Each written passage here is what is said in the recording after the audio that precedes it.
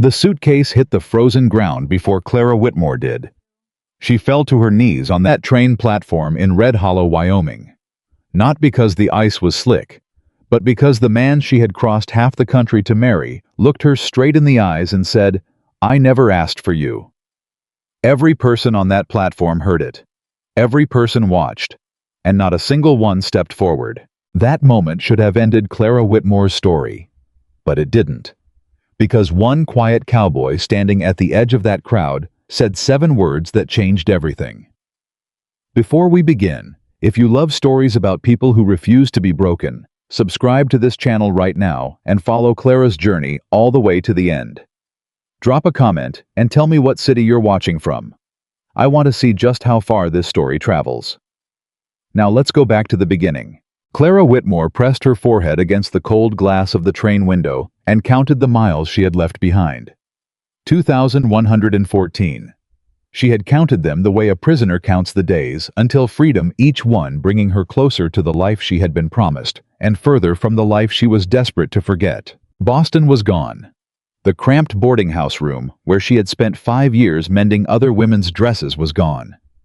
The pitying glances from her landlady, the whispered conversations that stopped whenever she entered a room, the slow grinding loneliness that had hollowed her out from the inside, all of it was behind her now. Ahead of her was Nathan Holloway, a rancher, a widower, a man who had written her 14 letters over the course of 6 months, each one more certain than the last. "I am not a man of many words, Miss Whitmore, but I know what I need. I need a partner, someone steady, someone willing to build something real in a place where nothing comes easy." Clara had memorized every letter. She had read them so many times the paper had gone soft along the folds. She reached into her coat pocket now and touched the most recent one. The 15th letter, the one that had made her decision final. "Come to Red Hollow. I will be waiting at the platform. We will marry the following day. This is not a promise I make lightly." She closed her eyes. 27 years old, unmarried, no family left who would claim her. Back in Boston, women her age with no husband and no prospects were treated like furniture that had been left out too long, still functional, but no one wanted to look at it. The train whistle screamed. Clara opened her eyes. Through the frosted glass, she saw it a small cluster of wooden buildings, pressed against the edge of a valley so wide, it looked like the earth had simply given up trying to hold itself together. Snow covered everything. The sky was the color of old iron. Red Hollow. Her heart began to pound. She stood up, straightened her dress, and picked up her suitcase. It was heavier than it should have been. She had packed everything she owned, which was not much, but she had packed it with the kind of desperate care that only a woman leaving her entire life behind would understand. She moved toward the door of the train car. Her hands were shaking. "This is it," she whispered to herself. "This is the beginning." She stepped off the train. The cold hit her first. It was the kind of cold that didn't just touch the skin, it pressed into the bones, into the chest, into the lungs. Clara gasped.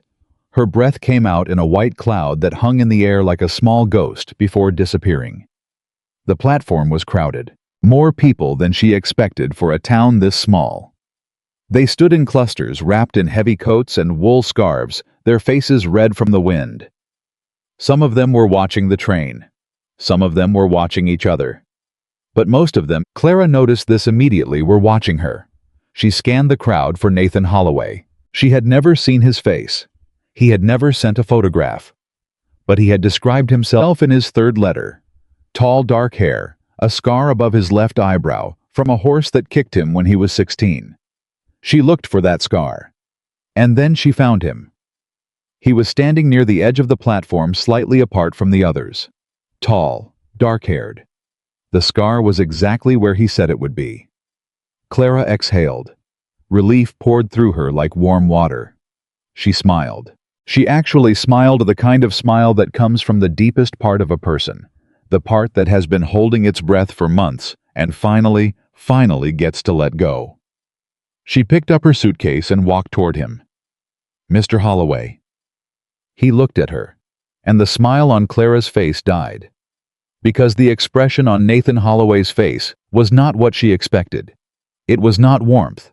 It was not anticipation. It was not even nervousness. It was horror. He stared at her the way a man stares at a bill he cannot pay. "Mr. Holloway," Clara said again, softer this time. "I'm Clara, Clara Whitmore. I know who you are," he said. His voice was flat, cold. Not cruel exactly, but empty in a way that made Clara's stomach drop. You're not what I expected," he said. Clara blinked. "I'm sorry." "Your letters," Nathan said. "You said you were young." "I am young. I'm 27. Nathan let out a short, bitter laugh. 27. He said it the way a man says a number that has personally offended him. Like she had lied about the price of something, and he had just discovered the truth. "Mr. Holloway, I don't understand." "Mother." The word came out of Nathan's mouth like a command, and from behind him, a woman stepped forward. Margaret Holloway was somewhere in her 60s, but she carried herself with the rigid authority of a woman who had never once in her life been told she was wrong. Her face was sharp. Her eyes were sharper. She looked at Clara the way a butcher looks at meat that has gone bad. "This is her," Margaret said. "This is her," Nathan confirmed. Margaret circled Clara slowly. Actually circled her the way a person walks around a horse at auction checking for flaws. Clara stood still. She didn't know what else to do. "You told my son you were 22, Margaret said. "I never said that," Clara replied. "I wrote my age clearly in my very first letter." "You said you were young and healthy. A woman of 27 is not young, Miss Whitmore. A woman of 27 who has never been married is not healthy. A woman of 27 who answers advertisements from strangers is not a woman my son needs." The words landed like stones. Clara felt each one hit, felt them bruise something deep inside her chest that she had been trying to protect for years. "Mrs. Holloway," Clara said, and she was proud that her voice did not break. "I traveled over 2,000 miles to be here. Your son wrote me 15 letters. He asked me to come. He promised. My son makes promises the way children make wishes." Margaret cut her off. "Foolishly, without thinking. But I am here to think for him, and I am telling you this arrangement is finished." Clara turned to Nathan. She looked him directly in the eyes. This man who had written her words that had kept her alive through the darkest winter of her life. Words about partnership and home and the future. And she searched for something. Anything. A flicker of the man who had written those letters. "Nathan," she said quietly, "do you have nothing to say?" He looked at his mother. Then he looked at the ground. "I'm sorry, Miss Whitmore," he said. "This was a mistake." The platform went silent. Not the kind of silence that comes from respect. The kind of silence that comes from spectacle. Every person on that platform was watching Clara Whitmore be discarded like a package that had been delivered to the wrong address, and Clara felt it, all of it. The humiliation, the betrayal, the crushing weight of realizing that the life she had been promised was a lie. But she did not cry. Not yet. She refused to give them that. "A mistake," she repeated. "Yes," Nathan said. He still would not look at her. "I sold everything I had to come here," Clara said. "I gave up my room. I gave up my work. I spent every dollar I had saved on a train ticket to a town I had never heard of because you told me I would have a home here." Nathan's jaw tightened. "I said I was sorry." "Sorry doesn't give me back the life I left behind, Mr. Holloway." Margaret stepped between them. "That is not our concern. You made your choices, Miss Whitmore. We are making ours. Nathan will not marry you. That is final. Now I suggest you find your way back to wherever you came from." Clara looked at Margaret Holloway, and for a moment, just a moment, she felt something rise inside her that was not shame. It was rage, pure, hot, blinding rage. She wanted to scream. She wanted to tear those 15 letters from her coat pocket and throw them in Nathan Holloway's face. She wanted to tell every person on that platform that this man had begged her to come, had written her words so tender they had made her weep alone in her room at midnight, and now he stood here like a coward while his mother did his speaking for him. But she didn't. Because she knew, She knew, with the bone-deep understanding of a woman who had survived 27 years of being overlooked, underestimated, and dismissed, that anything she said right now would be used against her. If she cried, she was weak. If she screamed, she was hysterical. If she begged, she was pathetic. There was no version of this moment where Clara Whitmore could win. So she simply picked up her suitcase, and she walked. She walked off the platform and into Red Hollow, with her back straight, and her chin up, and her heart breaking into pieces so small, she wondered if she would ever find them all. The whispers started immediately. "That's the mail-order bride Nathan turned down. Look at her, no wonder. 27 and never married. There's always a reason. She must have lied in those letters. You can tell just by looking at her." Clara heard every word. Each one was a needle sliding under her skin. She walked past the general store, past the small church with its crooked steeple, past a group of women who pulled their children closer as she passed as if rejection were contagious. She had no plan. She had $11 in her purse, a suitcase full of clothes that were not warm enough for Wyoming, and absolutely no idea where she was going to sleep tonight. The boarding house was her only option. She found it at the end of the main road, a sagging two-story building with a hand-painted sign that read, "Rooms." She pushed open the door. A woman behind the counter looked up, middle-aged, thin-lipped, suspicious. "I need a room," Clara said. The woman studied her. "You're the one from the train." Clara's throat tightened. "Yes." "The one Nathan Holloway turned down." "Yes." The woman leaned back in her chair. "I've got one room. It's $4 a week. Payment in advance. $4. That would leave Clara with 7. Enough for maybe one more week if she ate almost nothing." "I'll take it," Clara said. The woman handed her a key without warmth. "Room's upstairs, end of the hall. Don't make trouble." Clara took the key and climbed the stairs. The room was barely larger than a closet. A narrow bed, a cracked basin for washing, a window so dirty the light barely came through. Clara set her suitcase on the bed. She sat down. And then, only then, in the privacy of that tiny room with the door locked and no one to see her, she allowed herself to fall apart. She pressed both hands over her mouth and sobbed. Not the gentle, dignified kind of crying that happens in stories. The ugly kind. The kind where the body convulses and the throat closes, and the grief comes out in waves so violent they feel like drowning. She cried for the letters she had believed. She cried for the home she had imagined. She cried for the woman she had been, the one who had dared to hope that somewhere in the world someone was waiting for her. That woman felt very far away now. After a long time, the crying stopped. Not because the pain was gone, but because the body simply runs out. Clara washed her face in the cracked basin. She looked at herself in the small spotted mirror on the wall. 27 years old, brown hair pulled back, dark circles under her eyes from 3 days on a train. A face that was not beautiful enough to forgive, and not ugly enough to explain. Just ordinary. That was the cruelest thing of all. She was ordinary. And ordinary, she had learned, was the one thing the world could not tolerate in a woman. A beautiful woman could be forgiven anything. An ugly woman could at least be pitied. But an ordinary woman, a woman who was neither tragic nor stunning, neither brilliant nor helpless, had no story the world wanted to hear. "You are not nothing," she told her reflection. Her reflection did not look convinced. The next morning, Clara went looking for work. She started at the general store. The owner, a man named Harold Fenton, listened to her for exactly 12 seconds before shaking his head. "Don't need help," he said. "Especially not help that comes with that kind of talk." "What kind of talk?" Clara asked. Harold leaned forward. "Everybody knows what happened on that platform, Miss Whitmore. You think I want the Holloways angry at me for giving you a job? Margaret Holloway buys half my inventory. I'm not going to risk that for a stranger." Clara tried the church.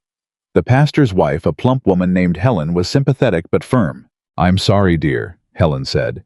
"I truly am. But the church can't employ someone without the approval of the congregation, and right now, well..." She trailed off. Her eyes said what her mouth wouldn't. "Right now, You're the scandal everyone's talking about."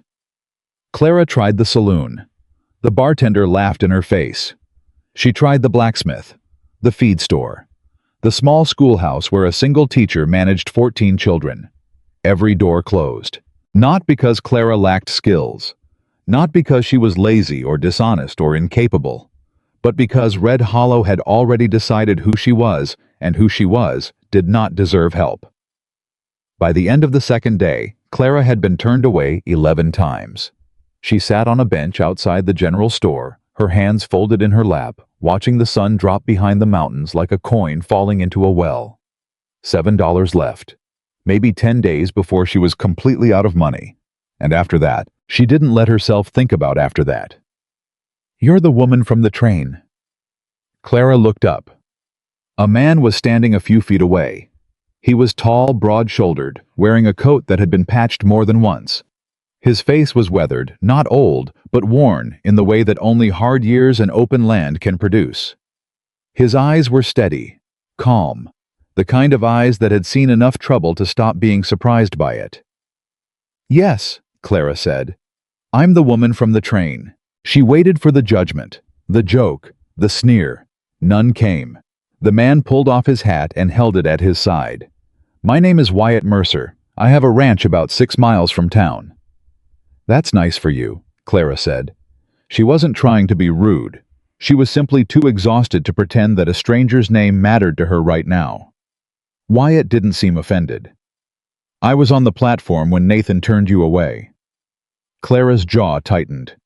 "I'd rather not talk about that. I don't blame you." Wyatt paused. He seemed like a man who thought carefully before speaking, not because he was slow, but because he understood that words once spoken could not be taken back. "I heard you've been looking for work." News travels fast in a town this small. "It does." He paused again. "I need help at my ranch. The place has been falling apart since—" He stopped. Something shifted in his face. A door closing behind his eyes. "For a while now. I can't pay much, but there's a room, meals, and honest work." Clara looked at him carefully. She had learned the hard way, the only way a woman like her ever learned to be suspicious of men who offered help. In her experience, help was a word men used when they meant something else entirely. "Why?" she asked. "Why what? Why would you offer me work? You don't know me. You don't owe me anything. Everyone in this town treats me like a disease. Why would you be any different?" Wyatt Mercer looked at her for a long moment, and then he said something Clara would remember for the rest of her life. "A person shouldn't be judged by the worst moment of their life. If you want to work, I have a place for you. If you don't, I understand. But the offer stands." Clara stared at him. She searched his face for the trap. The trick. The hidden price that always came with kindness from a stranger. She couldn't find one. "You're serious," she said. "I don't say things I don't mean, Miss Whitmore." "Why not?" "Because I've had people say things to me they didn't mean. I know what that costs." Something in his voice cracked. Not dramatically, just a hairline fracture that told Clara this man had his own wounds, his own losses, his own version of standing on a platform while the world watched and did nothing. Clara looked down at her hands. They were red from the cold, rough from years of needlework. Ordinary hands. But they were strong. "When do I start?" she asked. Wyatt put his hat back on. "Tomorrow morning. I'll have a wagon outside the boarding house at dawn." He turned and walked away without another word. Clara sat on that bench for a long time after he left. She did not know what was waiting for her at Wyatt Mercer's ranch. She did not know if she was making the right choice or another terrible one. But she knew one thing with absolute certainty. She was done waiting for other people to decide her worth. The next morning, Clara was standing outside the boarding house when the first light hit the snow. She had her suitcase in her hand and everything she owned inside it. The boarding house owner watched from the window. "You're going out to that ranch," the woman called through the glass. "Yes," Clara said. "People will talk." "People are already talking. At least now they'll have something new to say." The woman shook her head and pulled the curtain shut. Wyatt arrived exactly at dawn. He pulled the wagon to a stop and looked down at her. "Ready?" Clara climbed up onto the seat beside him. "I've been ready my whole life, Mr. Mercer. I just didn't know it until now." Wyatt clicked his tongue, and the horses began to move. Red Hollow shrank behind them. And for the first time since she had stepped off that train, Clara Whitmore felt something she had forgotten existed. Not happiness, not yet. Something smaller. Something harder to name. Possibility. The ride to Wyatt's ranch took almost 2 hours. They did not speak much. Wyatt was not a man who filled silence with noise, and Clara was grateful for that. She had heard enough words in the last 2 days to last a lifetime. When they crested the final hill and the ranch came into view, Clara felt her chest tighten. The place was broken. Not destroyed broken. The way a person is broken. Still standing, still upright, still functioning in the most basic sense, but damaged in ways that were obvious to anyone who looked closely. Wyatt guided the wagon to a stop. He didn't apologize for the state of the ranch. He didn't make excuses. He simply said, "It used to be better." 3 words. But Clara heard everything inside them. It used to be better. I used to be better. Someone I loved used to be here, and now they're gone, and I stopped caring about anything after that. "It can be better again," Clara said quietly. Wyatt looked at her. For just a moment something flickered in his expression. Surprise maybe, or gratitude. Then it was gone. "Your room is in the back of the house," he said. "There's firewood by the door. Breakfast is whatever you can find in the kitchen." "What about my duties?" "Whatever needs doing. You'll figure it out faster than I could explain it." He climbed down from the wagon and unhitched the horses without another word. Clara picked up her suitcase and walked into the house. It was worse inside. Dishes piled in the wash basin, dust on every surface, clothes thrown over chairs and left there so long they had shaped themselves to the wood. A fireplace full of cold ash that hadn't been cleaned in weeks. This was not a house that had been neglected out of laziness. It was a house that belonged to someone who had stopped believing there was any reason to keep things in order. Clara set her suitcase in the small back room. The bed was narrow but clean. The window faced east.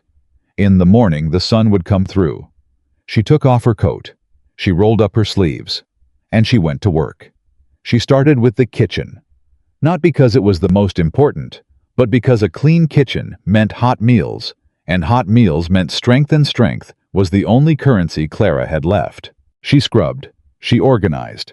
She found ingredients buried in the back of a cabinet: flour, salt, dried beans, a small tin of coffee that was stale but usable. By noon, the kitchen was unrecognizable. Wyatt came in for the midday meal and stopped in the doorway. He stared at the clean table, the organized shelves, the pot of bean soup simmering over the fire. "You did this," he said. "I did," Clara replied. "Sit down. Eat." Wyatt sat. He ate. He didn't say anything for a long time. Then, without looking up from his bowl, he said, "My wife used to make soup like this." Clara went very still. "Her name was Eliza," Wyatt said. "She died 3 years ago. She and our daughter Sarah. Scarlet fever." The words fell into the room like stones dropped into still water. "I'm sorry," Clara said. And she meant it, not the polite automatic sorry that people offer when they don't know what else to say, but the deep, genuine sorry of someone who understood what it meant to lose the thing that made life bearable. Wyatt nodded once. Then he stood up, took his bowl to the basin, and walked out. Clara did not follow him. She understood that some grief does not want company. Some grief needs to be alone with itself, at least for a little while longer. That night, Clara lay in her narrow bed and listened to the wind. She thought about Nathan Holloway and his 15 letters full of promises he never intended to keep. She thought about Margaret Holloway and her sharp eyes and sharper words. She thought about the boarding house and the 11 closed doors and the whispers that followed her through town like stray dogs. And then she thought about Wyatt Mercer. A person shouldn't be judged by the worst moment of their life. He had said that to her as if it were the simplest truth in the world, as if it were something everyone should know, but almost no one practiced. Clara pulled the blanket tighter around herself. She did not know what tomorrow would bring. She did not know if this ranch would become her home, or just another stop on a journey she never planned. But she knew that for the first time in longer than she could remember, someone had looked at her, or really looked at her and seen something worth believing in. And that was enough. For now, that was enough. The first week was the hardest. Not because of the work. Clara had worked hard her entire life, and she was not afraid of labor. It was hard because of the silence. Wyatt spoke in sentences of 5 words or fewer. He answered questions with nods. He thanked her for meals by leaving his plate clean. He expressed satisfaction with her work by not complaining about it. Clara was used to loneliness, but she had never experienced loneliness while standing next to another person. On the 4th morning, she decided to push. "How long have you been out here alone?" she asked while serving breakfast. Wyatt didn't look up. 3 years. 3 years without any help. "I managed." Clara looked around the kitchen at the repairs she had already made, the chaos she had already organized, the meals she had already cooked. "Mr. Mercer," she said carefully, "managing and living are not the same thing." Wyatt's hand stopped halfway to his mouth. He looked at her. For a moment, Clara thought she had gone too far, that she had reached into a part of his grief that was not hers to touch. But then something shifted in his face, not a smile.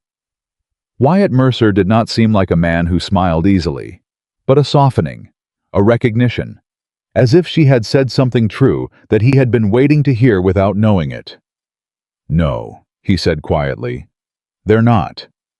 He finished his meal in silence, but when he left the table, he paused at the door. "Clara," he said. It was the first time he had used her first name. "Yes. Thank you for the soup." He said soup. But Clara heard something else entirely. "Thank you for making this house feel alive again." The second week, things began to change. Small changes at first. Wyatt started staying at the table longer after meals. He asked her questions, simple ones about her life in Boston, about her work as a seamstress, about the books she had read on the train. Clara answered honestly. She told him about the boarding house in Boston, where she had lived for 5 years. About Mrs. Crawford, the landlady who charged too much and offered too little. About the nights she spent sewing by candlelight, mending dresses for women who looked through her as if she were invisible. "You were invisible," Wyatt said one evening. "I was," Clara admitted. "That's worse than being hated." Clara looked at him across the table, surprised by the precision of his understanding. "Yes," she said, "it is." On the 9th day, Clara had her first encounter with Red Hollow since leaving. She needed supplies. Wyatt gave her a list and a few dollars, and she rode the wagon into town alone. The moment she stepped into the general store, the room went quiet. Harold Fenton was behind the counter. 2 women were examining fabric near the window. A man Clara didn't recognize was leaning against the far wall. Every eye turned to her. "Miss Whitmore," Harold said. His voice was polite, but his eyes were calculating. "Didn't expect to see you again." "I need supplies," Clara said. She placed the list on the counter. "For the Mercer Ranch." One of the women whispered something to the other. Clara caught the word, desperate. Harold read the list slowly, too slowly, making her wait on purpose. "Working out at Mercer's place, are you?" he said. "I am." "All by yourself out there, just you and Wyatt." The implication was as thick as mud. Clara felt the heat rise in her face. But she had learned something in the last 9 days at that ranch. She had learned it from watching Wyatt, a man who never raised his voice, never explained himself, never gave anyone the reaction they were hunting for. "Mr. Fenton," Clara said evenly, "I came here to buy flour, coffee, and salt. I did not come here to answer questions about my living arrangements. If you'd like my money, I'd appreciate those supplies. If you'd rather gossip, I'll take my business elsewhere." Harold blinked. The 2 women stared. The man leaning against the far wall let out a low whistle of admiration that he quickly tried to disguise as a cough. Harold filled the order. Clara paid, loaded the wagon, and drove back to the ranch without looking back. When she arrived, Wyatt was mending a fence near the barn. He looked up as she brought the wagon to a stop. "Any trouble?" he asked. Clara climbed down. Nothing I couldn't handle. Wyatt studied her face for a moment. Then he nodded. Good, he said, and went back to his fence. But Clara saw something she had not seen before. Just for a second, barely a flicker, the corner of Wyatt Mercer's mouth turned up. It wasn't quite a smile, but it was close. And Clara realized, standing there in the cold with flour dust on her sleeves and her heart still pounding from the confrontation at the general store, that she had just done something she had never done before in her entire life. She had stood up for herself, and she had not been destroyed by it. That night, Clara did not cry. For the first time since arriving in Red Hollow, she did not cry. She lay in her bed and stared at the ceiling and felt something unfamiliar settling into the spaces where the grief had been. Not happiness. Not yet. But something just as rare. Something just as precious.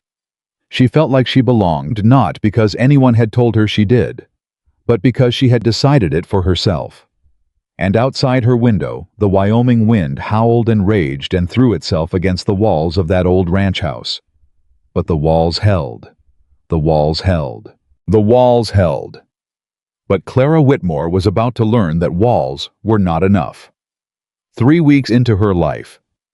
At the Mercer Ranch, she woke before dawn to the sound of something she had never heard before, a kind of low guttural groaning coming from the barn. She threw on her coat and boots and ran outside, and what she found nearly sent her back inside.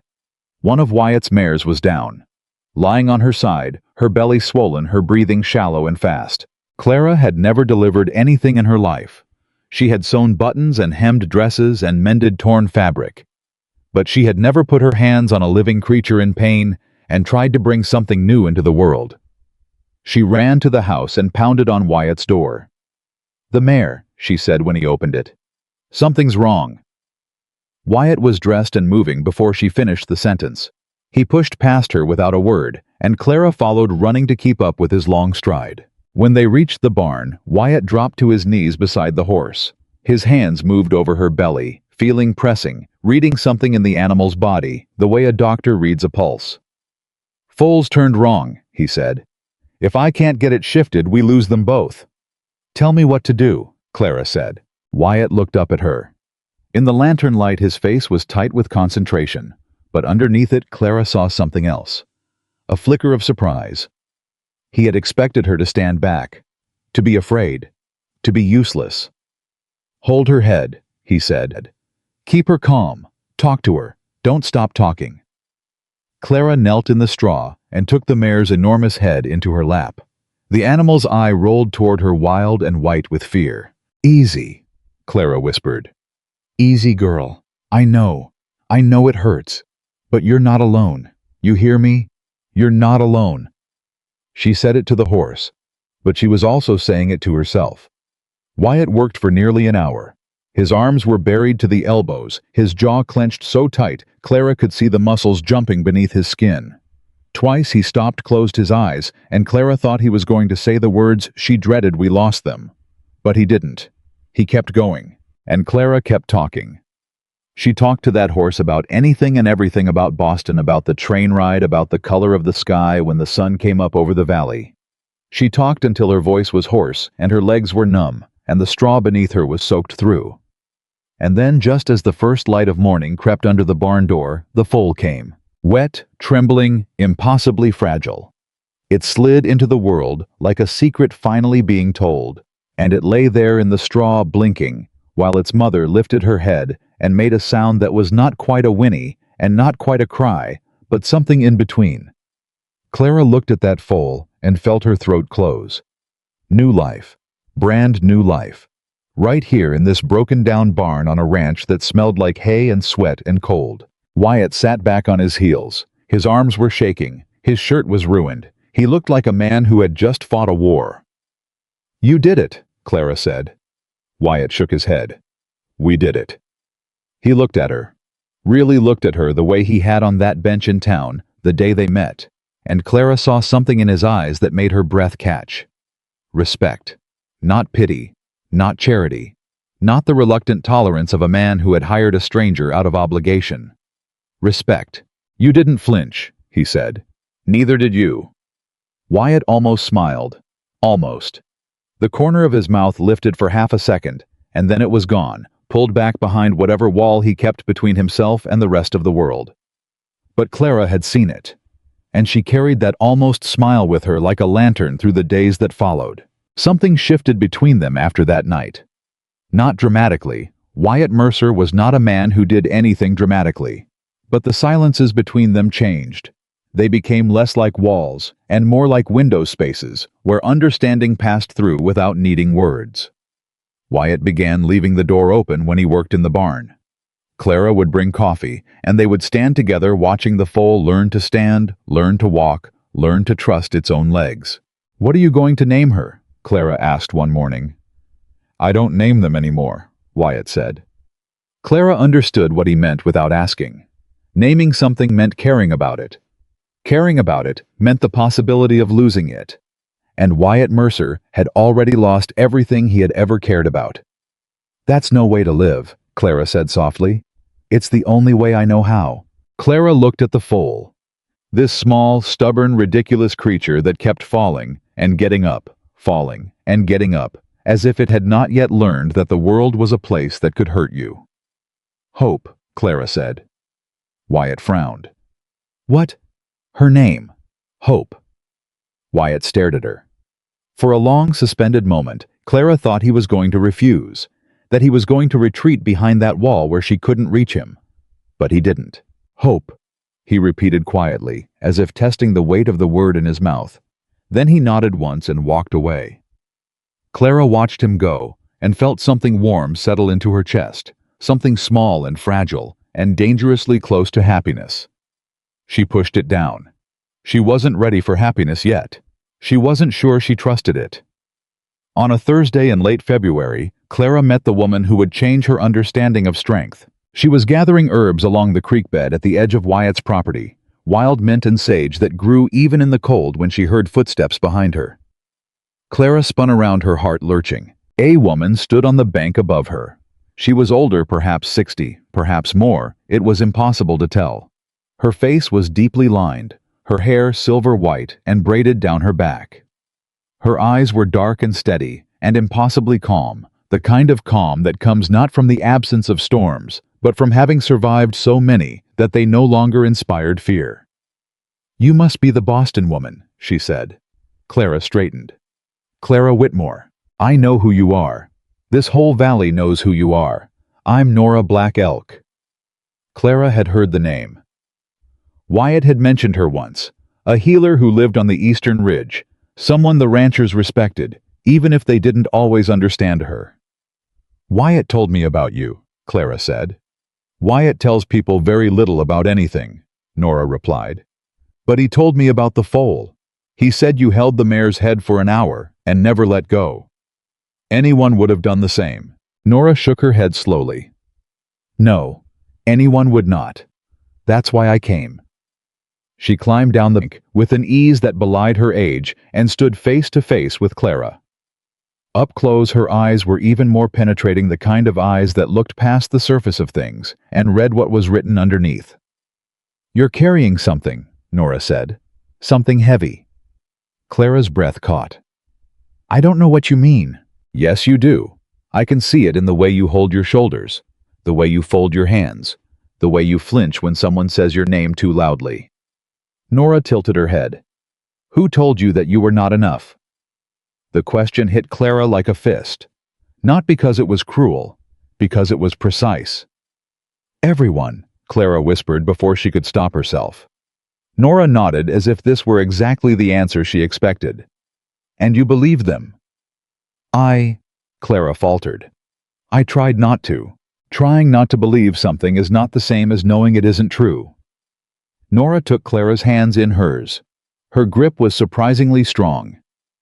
"Let me tell you something, Clara Whitmore. Shame is a parasite. It lives inside you, but it is not yours. Someone put it there. And until you understand that, until you can look at that shame and say, 'You do not belong to me,' it will eat you alive." Clara's eyes burned. She blinked hard, refusing to cry in front of this woman she had known for 2 minutes. "I don't know how to do that," Clara said. "Then come back tomorrow," Nora replied, "and I will teach you." Clara went back the next day, and the day after that. Nora Black Elk did not teach the way school teachers taught with books and lectures, and the assumption that knowledge was something poured into empty vessels.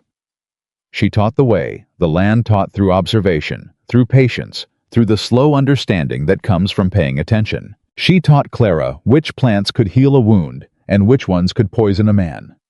She taught her how to set a broken bone, how to brew a tea that would bring down a fever, how to read a person's body, the way Wyatt read the sky before a storm. But the most important thing Nora taught Clara had nothing to do with medicine. "Tell me about Boston," Nora said one afternoon as they sat grinding dried roots into powder. Clara didn't want to talk about Boston. Boston was a closed door.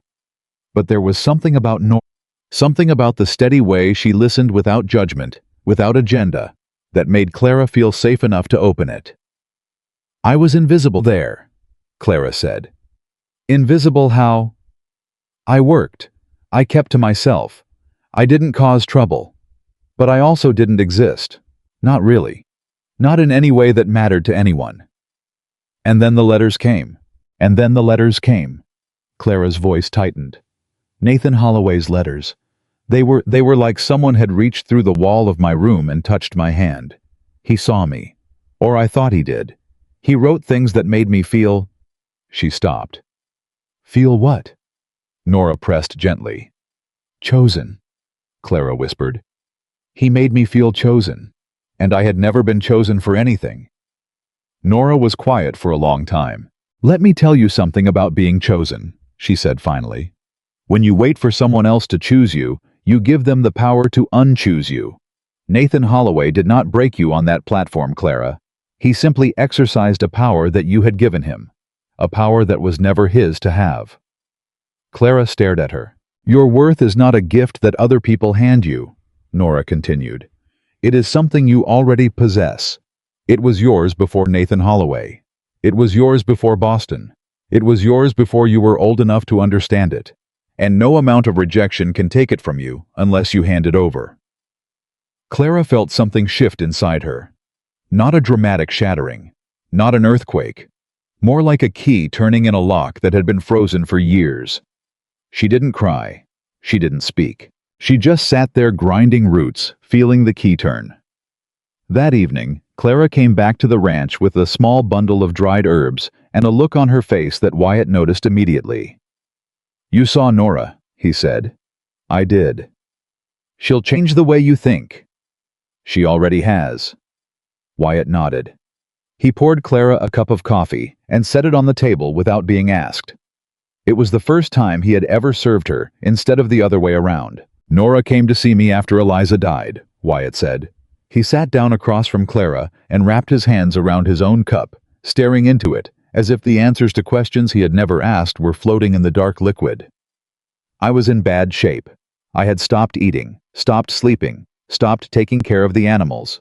I was alive, but I wasn't here." Clara waited. "She sat in that chair where you're sitting now," Wyatt continued. "And she told me something I have never forgotten. She said, 'Grief is not the enemy, Wyatt. Grief is love with nowhere left to go. But if you dam it up inside yourself, it will drown you.'" His voice cracked on the word, drown. Clara reached across the table and put her hand on his. She didn't think about it. She didn't plan it. She just did it the way you reach for someone who is standing at the edge of something dangerous. Not to pull them back, but to let them know that if they fall, they will not fall alone. Wyatt looked at her hand on his. He did not pull away. They sat like that for a long time in a kitchen that smelled like coffee and wood smoke, while the wind threw itself against the walls of the house like a living thing. And Clara understood something that she had never understood before. This man had not hired her out of pity. He had hired her because he recognized her. Not her face, not her name, not her history, her pain. He recognized her pain because it was the same shape as his own. The weeks turned. Snow melted and returned and melted again. Clara settled into a rhythm at the ranch work meals conversations with Wyatt that grew longer and deeper and more honest with each passing day. Visits to Nora that left her feeling scraped raw but somehow cleaner, as if Nora's words were scouring away layers of shame she hadn't even known were there. She repaired clothes, reorganized the house from top to bottom, began tending to a small garden inside the shelter of the barn, where she grew herbs for cooking and healing. She learned to handle the horses, to mend fences, to read the weather by the color of the clouds and the behavior of the animals. She was becoming someone she did not recognize. Someone stronger. Someone steadier. Someone who no longer flinched when she heard her own name. And Wyatt was changing too. He spoke more. Not a lot. He would never be a man who wasted words, but enough. He told her about Elsa, about the way she laughed, about the songs she sang to their daughter Sarah at bedtime. He told her about the day they died, the way the fever took them one after the other, 22 hours apart, while he sat between their beds, with his hands on their foreheads, begging God for a mercy that never came. Clara listened to every word. She did not try to fix his grief. She did not offer platitudes. She simply received it, the way the earth receives rain, without complaint, without judgment, knowing that this is what the ground is for. "You're the first person I've told," Wyatt said one night, after a particularly long confession about the guilt. He carried the irrational, relentless conviction that he should have been able to save them. "Why me?" Clara asked. Wyatt thought about it. "Because you don't look at me like I'm broken." "You're not broken," Clara said. "Neither are you." The words hung between them like a bridge. Neither of them crossed it. Not yet. But they both knew it was there. In early March, Clara made her second trip into Red Hollow for supplies. This time she was ready. She walked into Harold Fenton's store with her list and her money, and she handled herself with the quiet composure of a woman who had spent weeks learning that she did not need anyone's permission to take up space in the world. Harold filled her order without comment. The whispers still floated around the edges of the room. They probably always would. But Clara noticed something different this time. Not everyone was whispering. An older woman named Ruth Garfield, who ran the boarding house at the south end of town, approached Clara while she was loading the wagon. "Miss Whitmore," Ruth said carefully, "I heard you've been helping Nora Black Elk with her healing work." "I've been learning from her, yes." Ruth twisted her hands together. "My daughter's boy, he's been sick. Coughing. Can't keep food down. The doctor in Casper is too far, and the one here." She trailed off, her face pinching with worry. "He's not much good." Clara understood what was being asked, and she felt the weight of it, the responsibility, the risk. "Bring him to Nora," Clara said. "She'll know what to do." "Nora won't see my family," Ruth said quietly. "Not after what happened." Clara waited. Ruth's face reddened.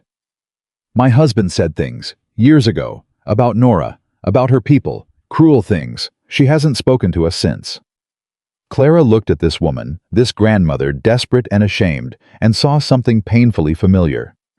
The look of someone who needed help, but believed they had forfeited the right to ask for it. "I'll talk to Nora," Clara said. "You would do that after how this town has treated you." Clara lifted the last sack of flour into the wagon. "Mrs. Garfield, a sick child is not responsible for what his grandfather said. And I am not the woman this town thinks I am." She climbed onto the wagon seat and gathered the reins. "Bring the boy to the ranch tomorrow morning," Clara said. "I'll handle the rest." Ruth Garfield stood in the road and watched Clara drive away, and there were tears on her face that had nothing to do with the cold. That evening, Clara told Wyatt what she had done. He listened without interrupting, which was his way, and when she finished, he set down the piece of leather he had been working and looked at her. "You know what you're doing," he said. "It was not a question. I'm helping a sick child. You're doing more than that. You're stepping between Nora and a family that hurt her. If Nora says no, you'll be caught in the middle. Then I'll be caught in the middle." "Why?" Clara met his eyes. "Because that boy doesn't have time for me to be afraid." Something passed across Wyatt's face, something deep and complicated that Clara could not name. He held her gaze for a long moment, and she felt it again, that bridge between them, invisible but solid, waiting for someone to take the first step. "You remind me of Eliza," Wyatt said quietly. Clara's heart stuttered. "I do." She never could walk past someone who was hurting, even when it cost her, even when it was dangerous. He paused. It's one of the things I loved most about her, and one of the things that scared me the most. He picked up his leather again and went back to working, and Clara knew the conversation was over.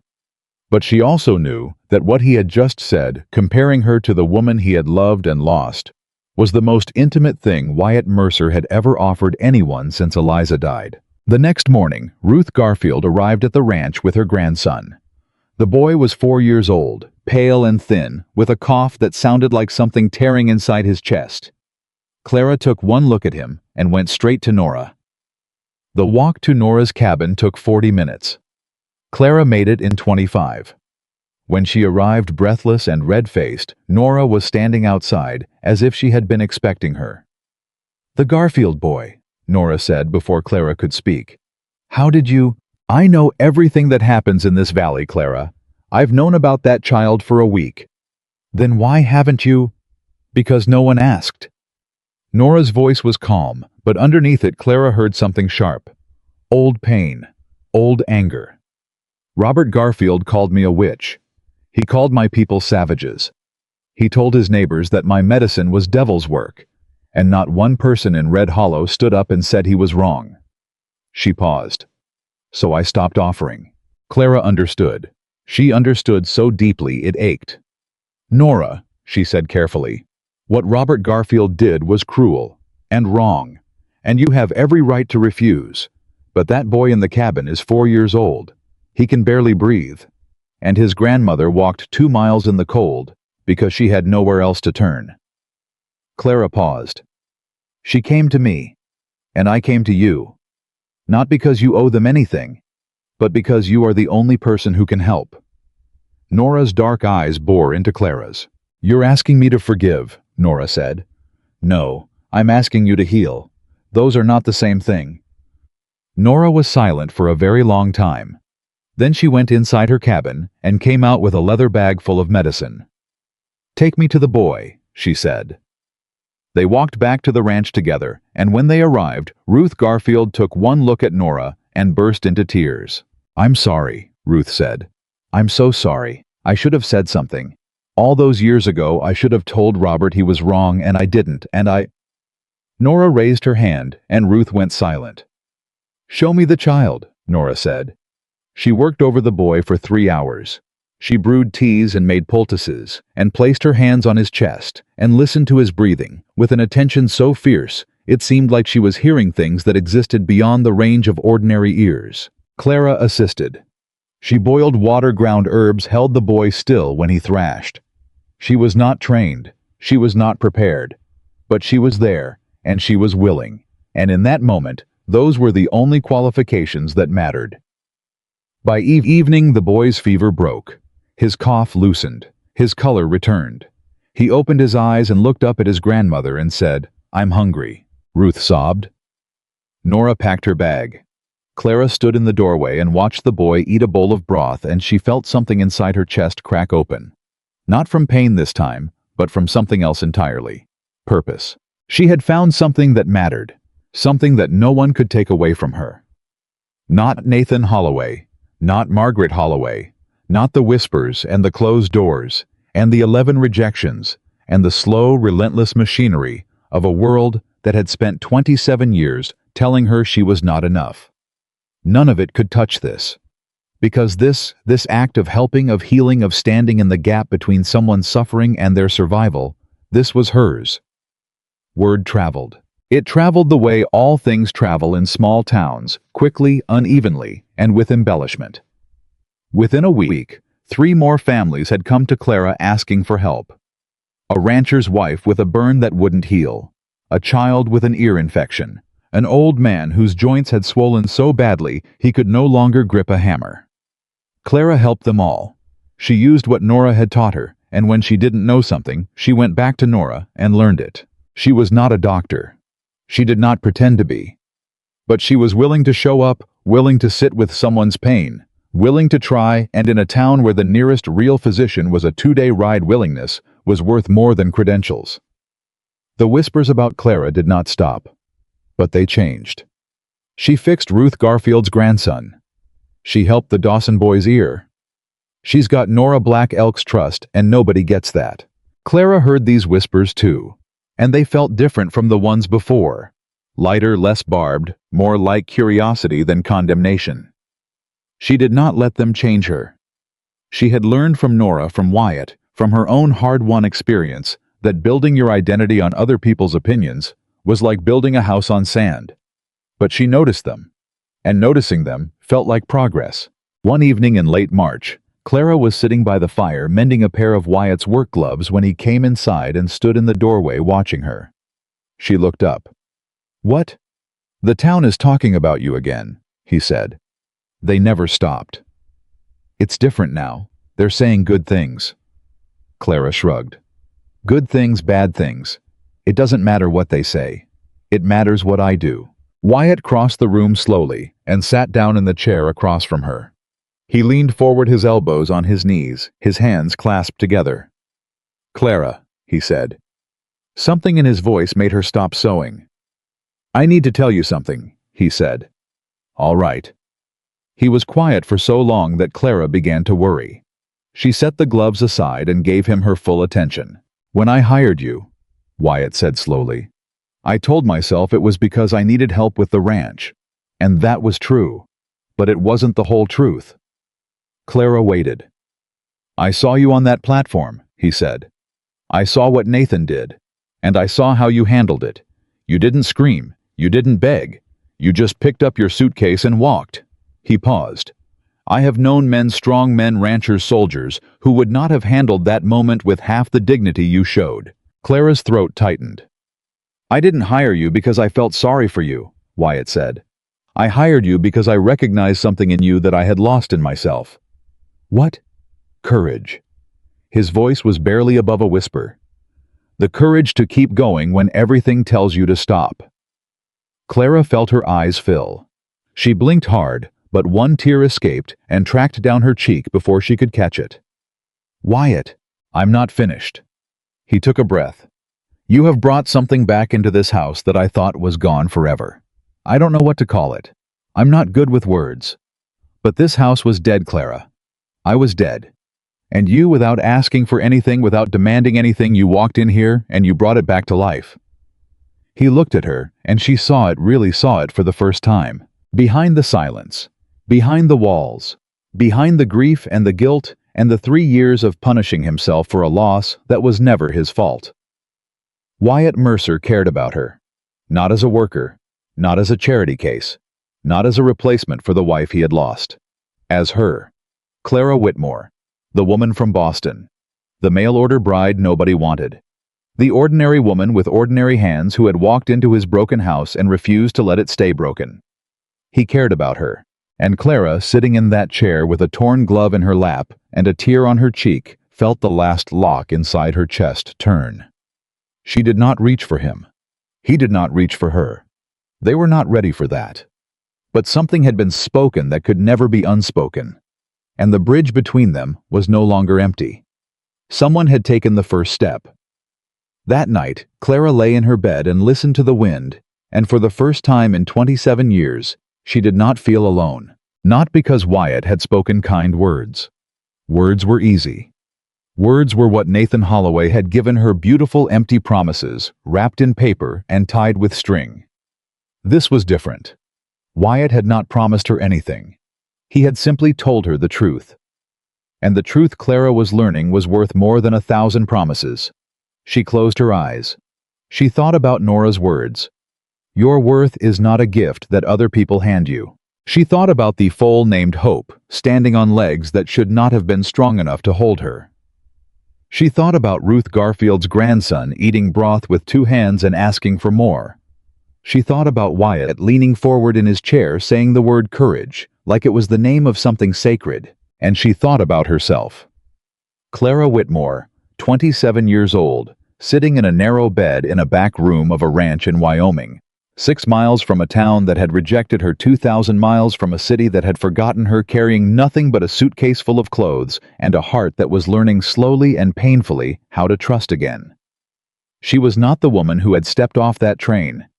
That woman had been looking for someone to save her. This woman, The one lying here now, with calloused hands and sore muscles, and a mind full of herbs and healing, and the quiet, steady rhythm of a life she was building with her own 2 hands. This woman had stopped waiting to be saved. She was saving herself. And somewhere outside in the barn, a foal named Hope stood in the straw and breathed softly in the dark. The next morning, a stranger rode into the ranch. Clara was hanging laundry on the line when she heard the hoofbeats. She turned and saw a rider coming up the road, a man she did not recognize, sitting tall in the saddle wearing a coat too fine for ranch country. He pulled his horse to a stop and looked down at her. "I'm looking for Clara Whitmore," he said. Clara's hands went still on the clothesline. "Who's asking?" she said. The man tipped his hat. His smile was polished, practiced, the kind of smile that had been rehearsed in mirrors. "My name is Thomas Reed," he said. "I've come a very long way to find you."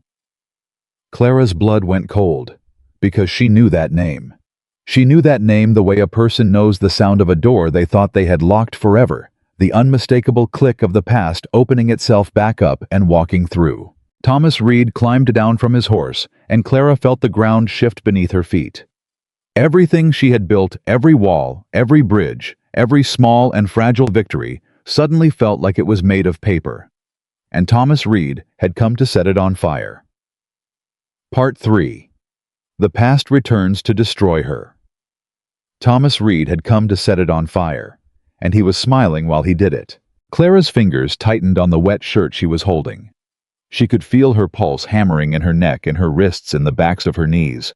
Every instinct she had was screaming at her to run into the house, into the barn, into the hills, anywhere that was not here, not standing 3 feet from the man who had nearly destroyed her life once and had apparently traveled 2,000 miles to try again. "You look well, Clara," Thomas said. He removed his gloves 1 finger at a time, the way a man undresses a compliment, slowly, deliberately making sure you noticed. "Better than I expected, considering." "Considering what?"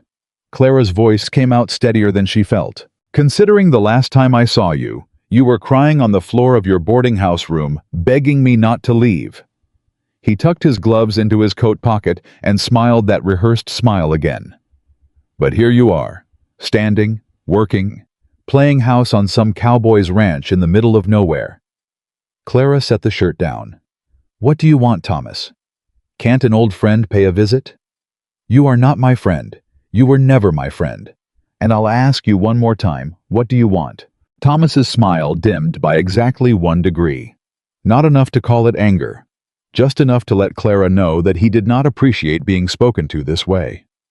Thomas Reed had never appreciated being spoken to by anyone who did not treat him with the deference he believed he deserved. "Your brother sent me," he said.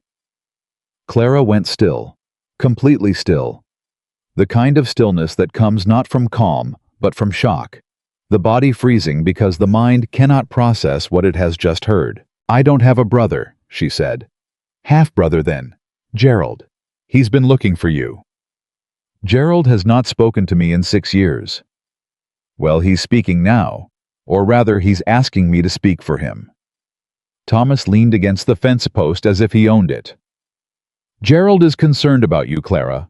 When he heard you had run off to Wyoming to become some rancher's mail-order bride." "I am not anyone's mail-order bride." "No, I suppose you're not. Not anymore. That didn't work out so well, did it?" Thomas tilted his head. "What are you then? A housekeeper? A cook? Something else?" The implication landed exactly where he intended it. Clara felt the shame rise in her throat like bile, and she hated herself for it. She hated that after everything, after weeks of Nora's teaching, after Wyatt's quiet respect, after learning to stand in Harold Fenton's store and demand to be treated like a human being, Thomas Reed could still make her feel small with a single carefully aimed sentence. "I think you should leave," Clara said.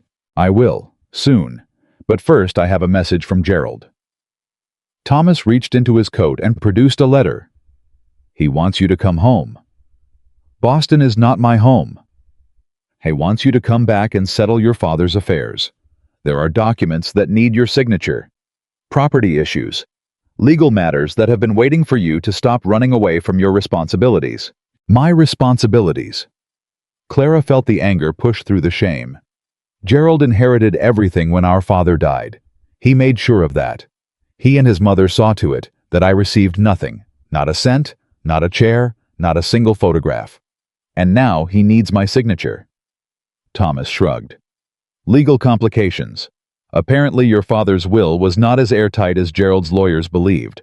Your name is on the deed to the house on Beacon Street, and they can't sell it without you. Clara stared at him. So that's why he sent you? Not because he's concerned about me, because he needs something from me. Does it matter why? The point is, you need to come back to Boston and sign the papers. I'm not going anywhere. Thomas studied her.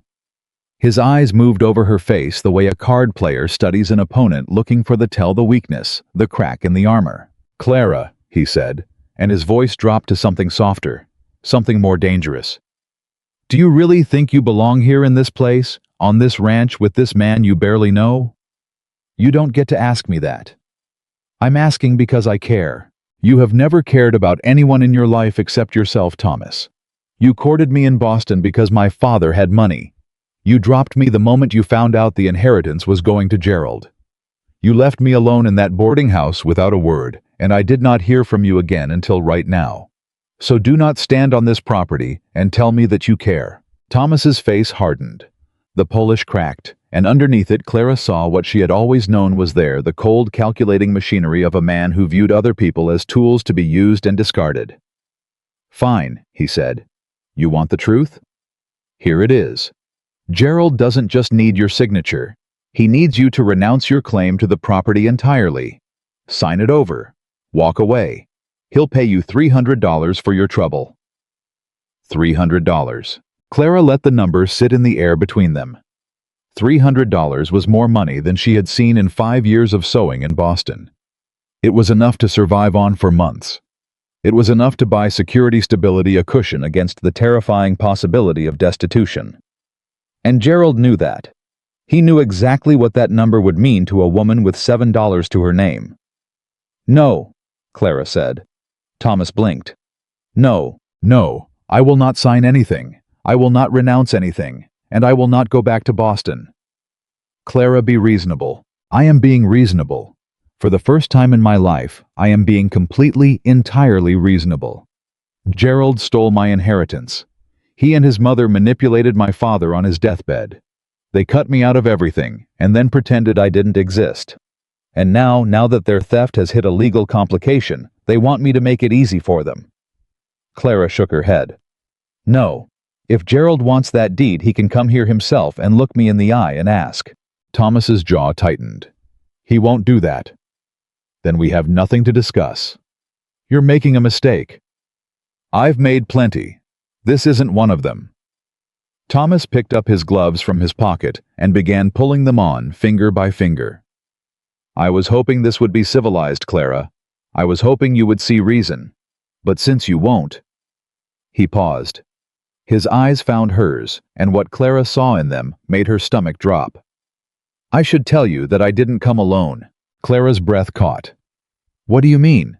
I mean that I've been in Red Hollow for 2 days already, and I've been having some very interesting conversations with the people in town. His smile returned sharper now, crueler. They're very curious about your past, Clara. Very curious about the real reason you left Boston. The ground shifted under Clara's feet. What did you tell them? She whispered. The truth, Thomas said. I told them the truth. He mounted his horse, tipped his hat, and rode away down the road without looking back.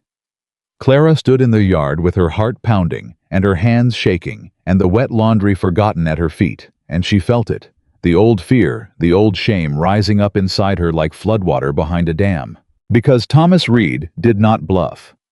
Thomas Reed was the kind of man who carried his weapons carefully, chose his moment precisely, and struck without warning.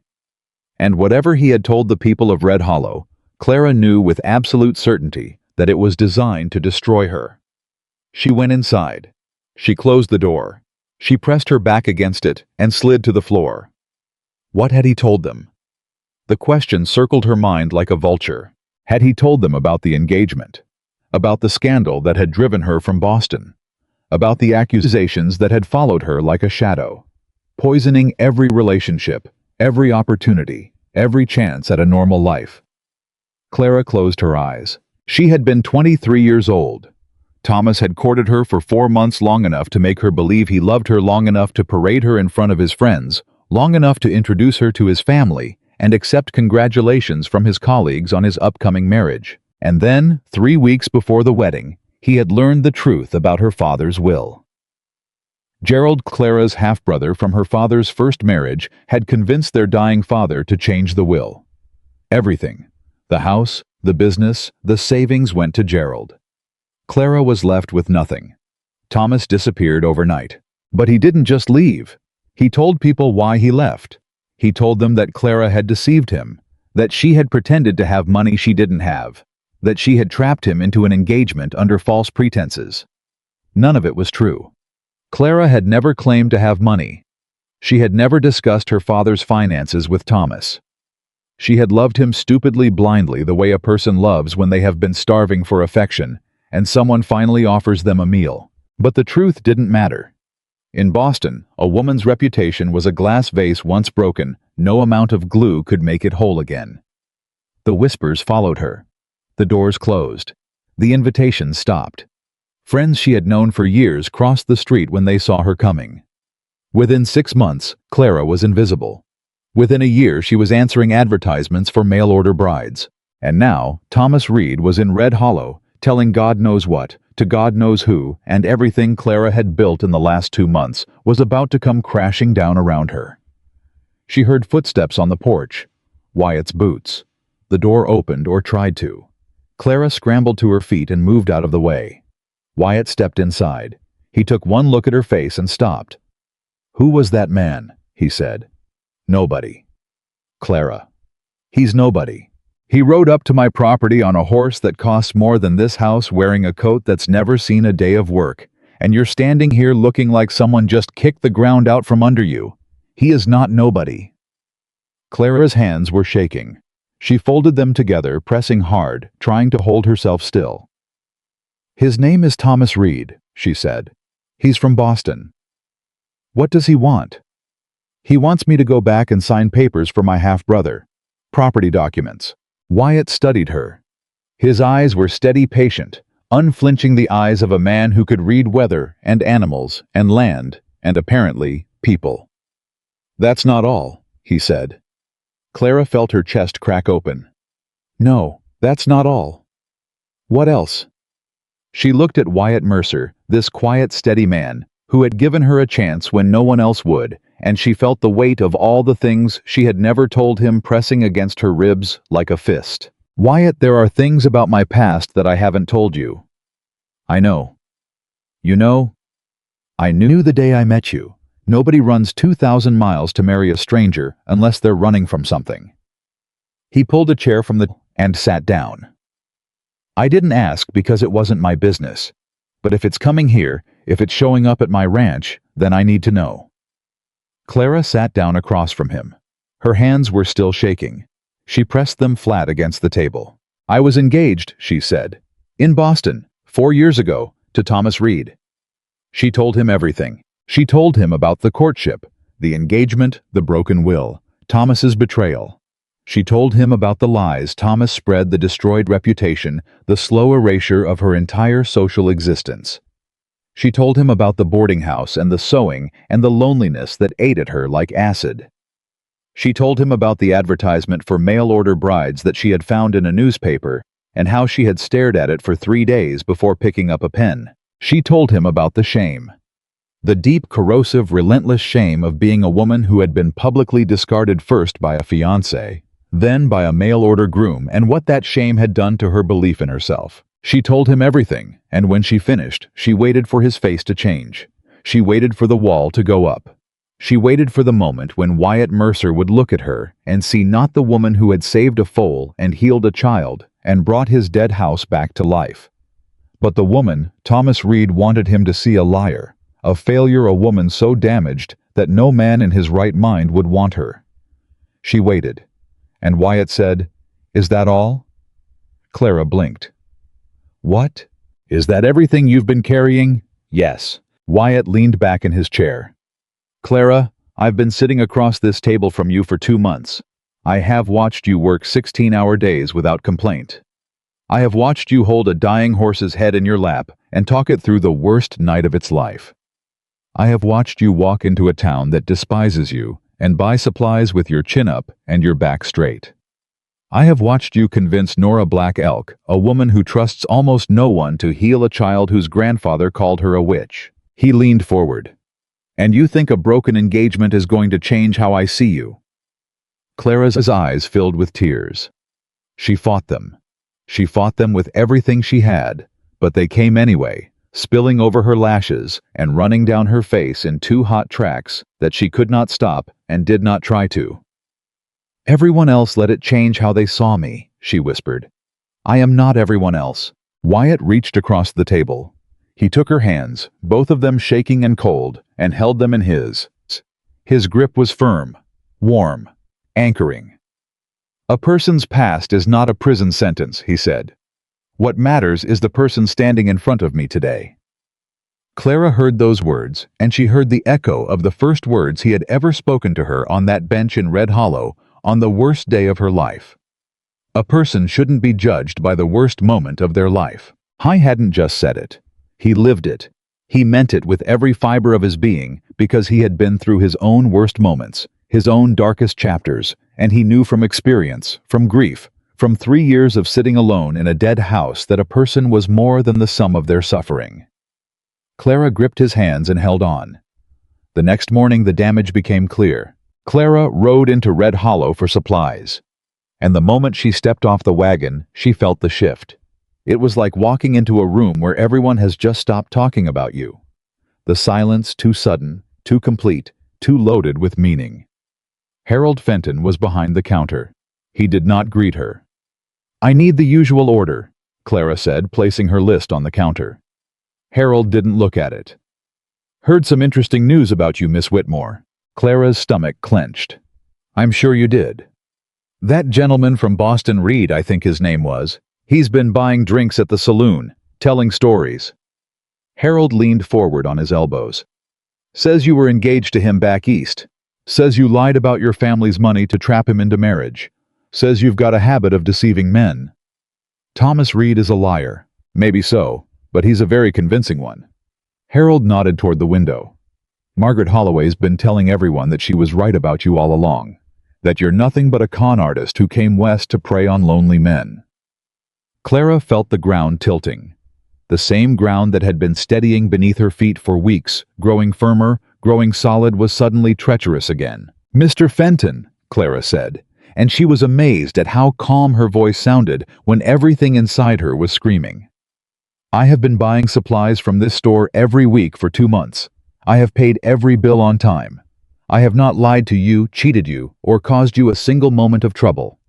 Now, are you going to fill this order, or are you going to let a stranger from Boston decide who deserves your service? Harold's eyes flickered. Something in her tone, the steel beneath the calm, caught him off guard. He filled the order.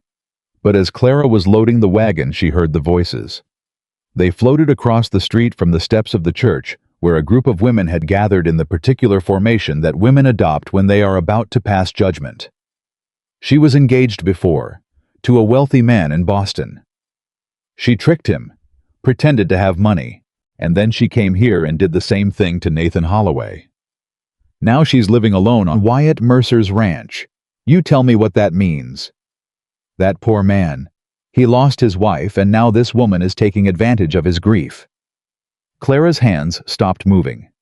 She stood at the back of the wagon with a sack of flour in her arms, and she heard every word, and every word was a knife. Not because they were true, because they were believed. That was the cruelty of reputation. It didn't matter what actually happened. It mattered what people decided to believe. And people, Clara had learned, would always choose the version of the story that required the least compassion. She loaded the last sack. She climbed onto the wagon. She gathered the reins. And then she stopped. Because Margaret Holloway was standing on the boardwalk directly in front of her, blocking the road. Mrs. Holloway, Clara said. Margaret's face was a mask of righteous satisfaction. the expression of a woman who has been proven right and intends to enjoy every second of it. "I told my son you were a deceiver," Margaret said. "I told him the day you stepped off that train, and now the whole town knows." "The whole town knows what Thomas Reed told them.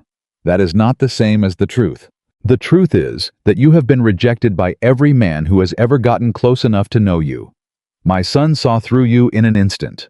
And now you've moved on to Wyatt Mercer, a man too broken by grief to see what you really are." Clara felt the rage again, the same hot, blinding fury she had felt on the platform the day she arrived. But this time the rage was different. It was not the rage of a woman who had been beaten. It was the rage of a woman who had spent 2 months learning her own strength and was tired, bone-tired of being told she didn't have any. "Mrs. Holloway," Clara said, "your son is a coward who hides behind his mother's skirts. He wrote me 15 letters begging me to come to Wyoming, and when I arrived, he didn't have the spine to tell me to my face that he'd changed his mind. He let you do it for him, the way you do everything for him." Margaret's face went white.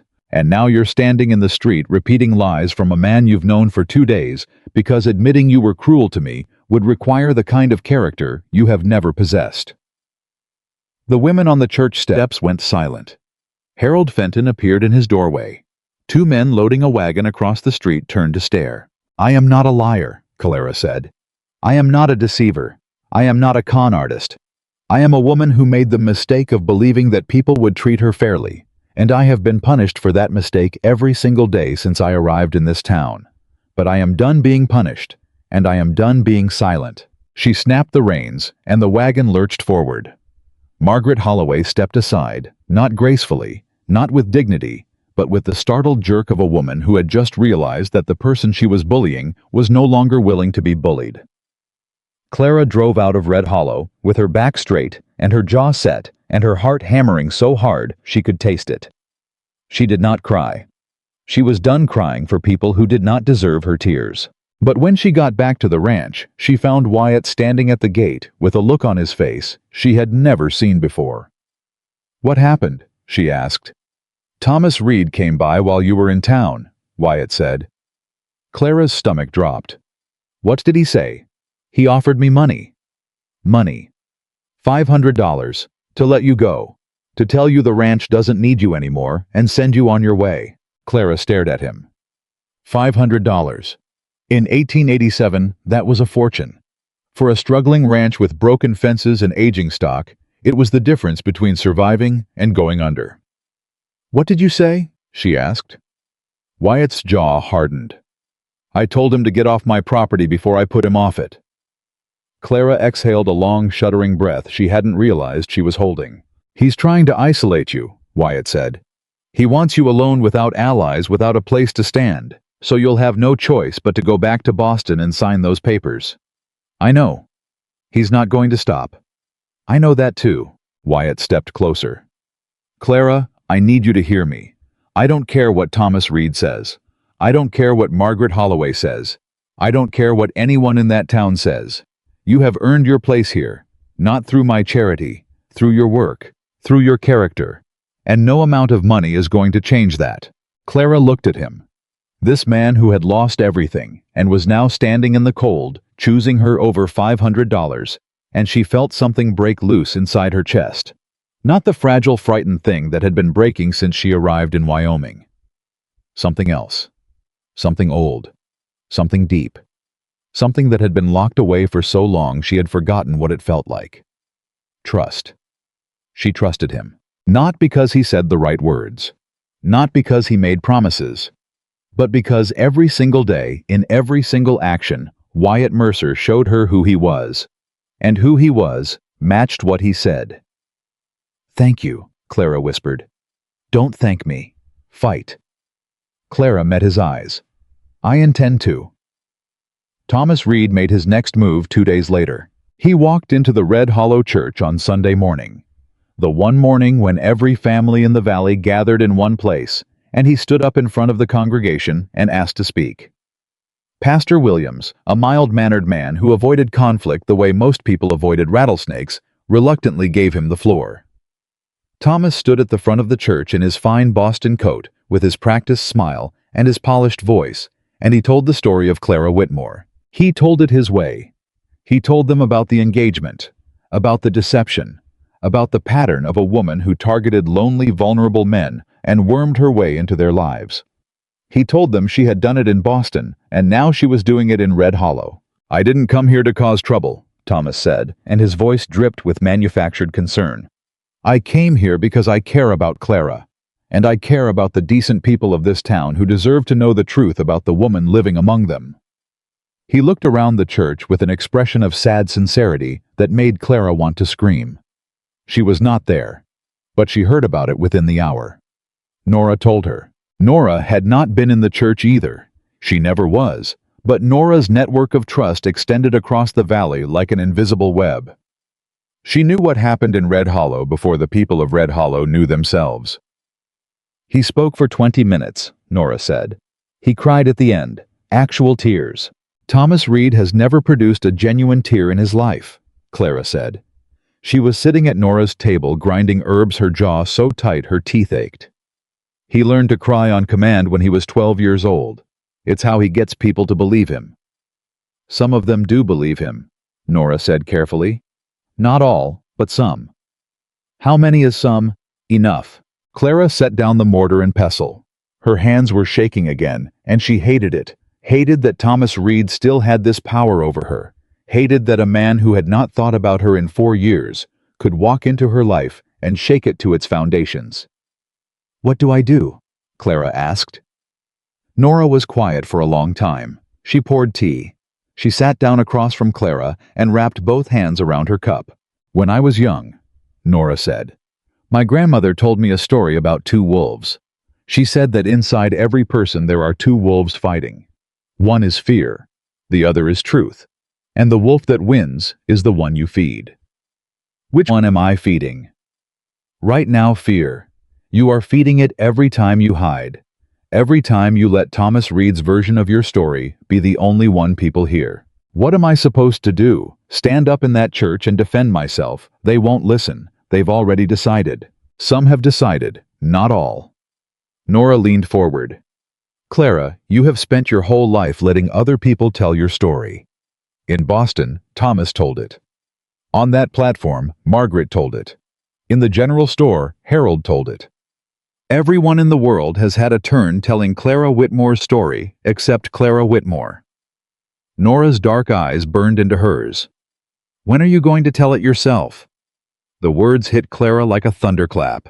She sat at that table and felt them reverberate through her body, through the shame, through the fear, through the years and years of silence that had become so familiar she had mistaken them for safety. Nora was right. She had been silent her whole life.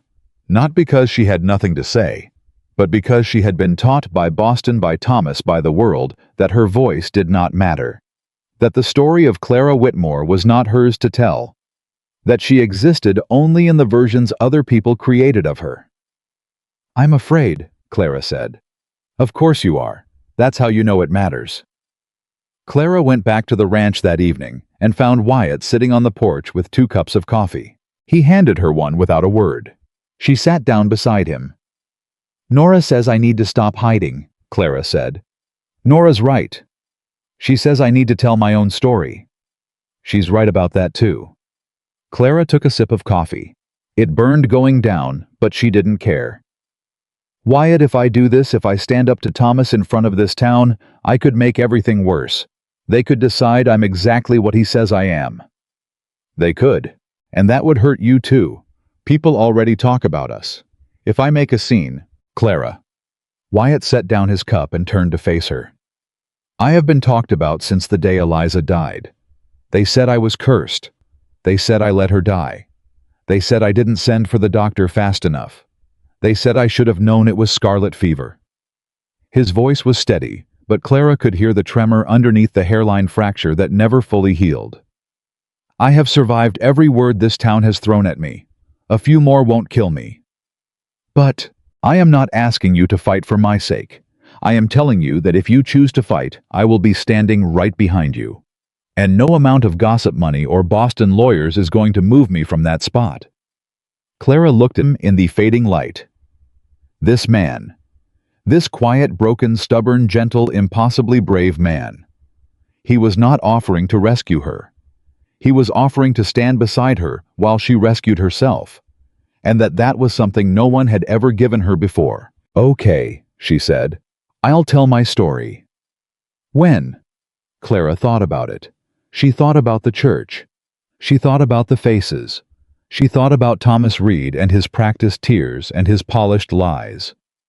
"Not in the church," she said. "Not on his stage. I'll do it on mine." Wyatt raised an eyebrow. "Where?" Clara looked toward the barn, toward the house, toward the land that she had helped bring back to life over the last 2 months. "Here," she said. "This ranch, my ground. If people want to hear my story, they'll come to me. I'm done chasing approval." Wyatt held her gaze for a long moment. Then he nodded. "I'll make more coffee," he said. And despite everything, despite Thomas Reed and Margaret Holloway, and the whispers and the lies and the crushing weight of a past she had tried to bury, Clara Whitmore laughed. It was a small laugh, fragile, uncertain, but it was real. That night Clara did not sleep. She lay in her bed and stared at the ceiling, and she fought the battle that no one else could see, the battle inside her own mind, between the woman Thomas Reed said she was and the woman she knew herself to be.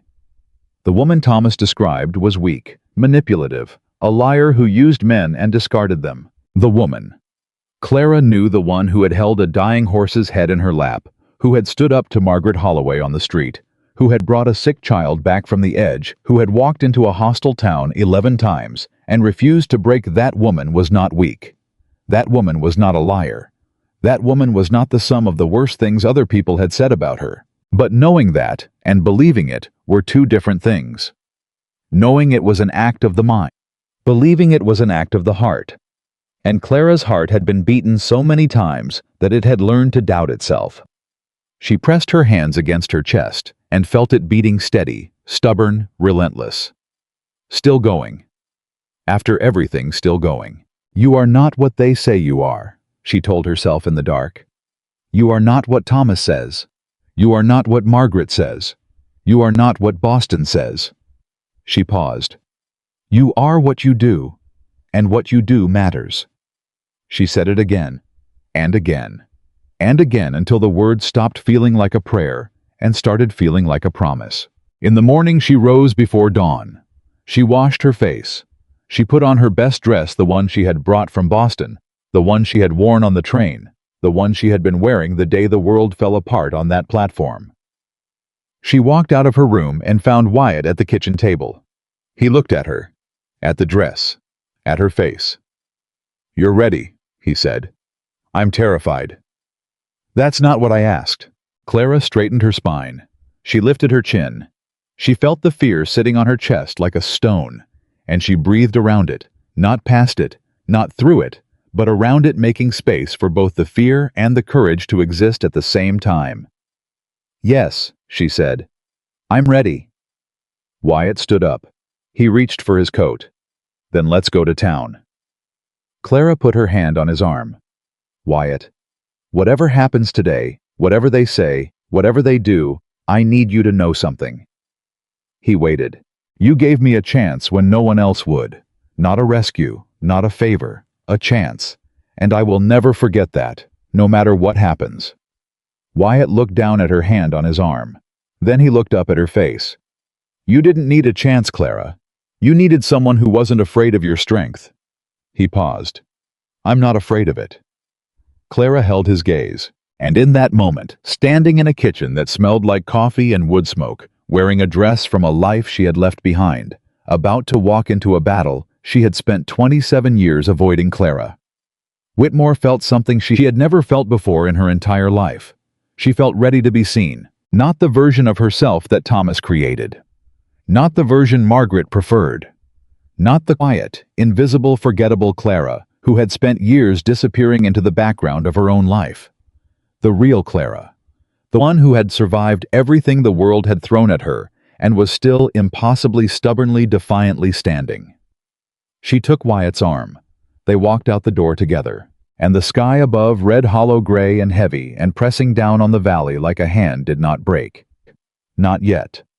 But Clara could feel the storm coming. And for the first time in her life, she was walking toward it instead of running away. She was walking toward it instead of running away. But the storm found her first. Clara and Wyatt never made it to town that morning. They were halfway down the ridge road when the sky split open, not with rain, but with a wall of white so thick and so sudden that the horses reared and nearly threw them both from the wagon. Wyatt grabbed the reins with both hands. "We have to go back." "No, I need to." "Clara, listen to me. This is not a regular storm. This is a whiteout. If we keep going, we'll be dead in an hour." Clara looked at the road ahead. She couldn't see it. She couldn't see 10 feet in front of her. The wind was screaming now, a sound so violent it swallowed her voice whole. They turned back. By the time they reached the ranch, the temperature had dropped so fast that the water bucket by the front door had frozen solid. Wyatt secured the animals while Clara built up the fire, and they hunkered down and waited. The storm did not pass. It got worse. By nightfall, the wind was throwing itself against the walls with a force that made the beams groan. Clara could hear the roof straining, could feel the floor vibrate beneath her feet. "How long?" she asked. "Could be a day. Could be 3. Wyatt was standing at the window, but there was nothing to see, only white, endless and absolute, as if the entire world had been erased. "I've seen storms like this before. They don't stop until they're finished." Clara nodded. She went to the kitchen and began taking inventory.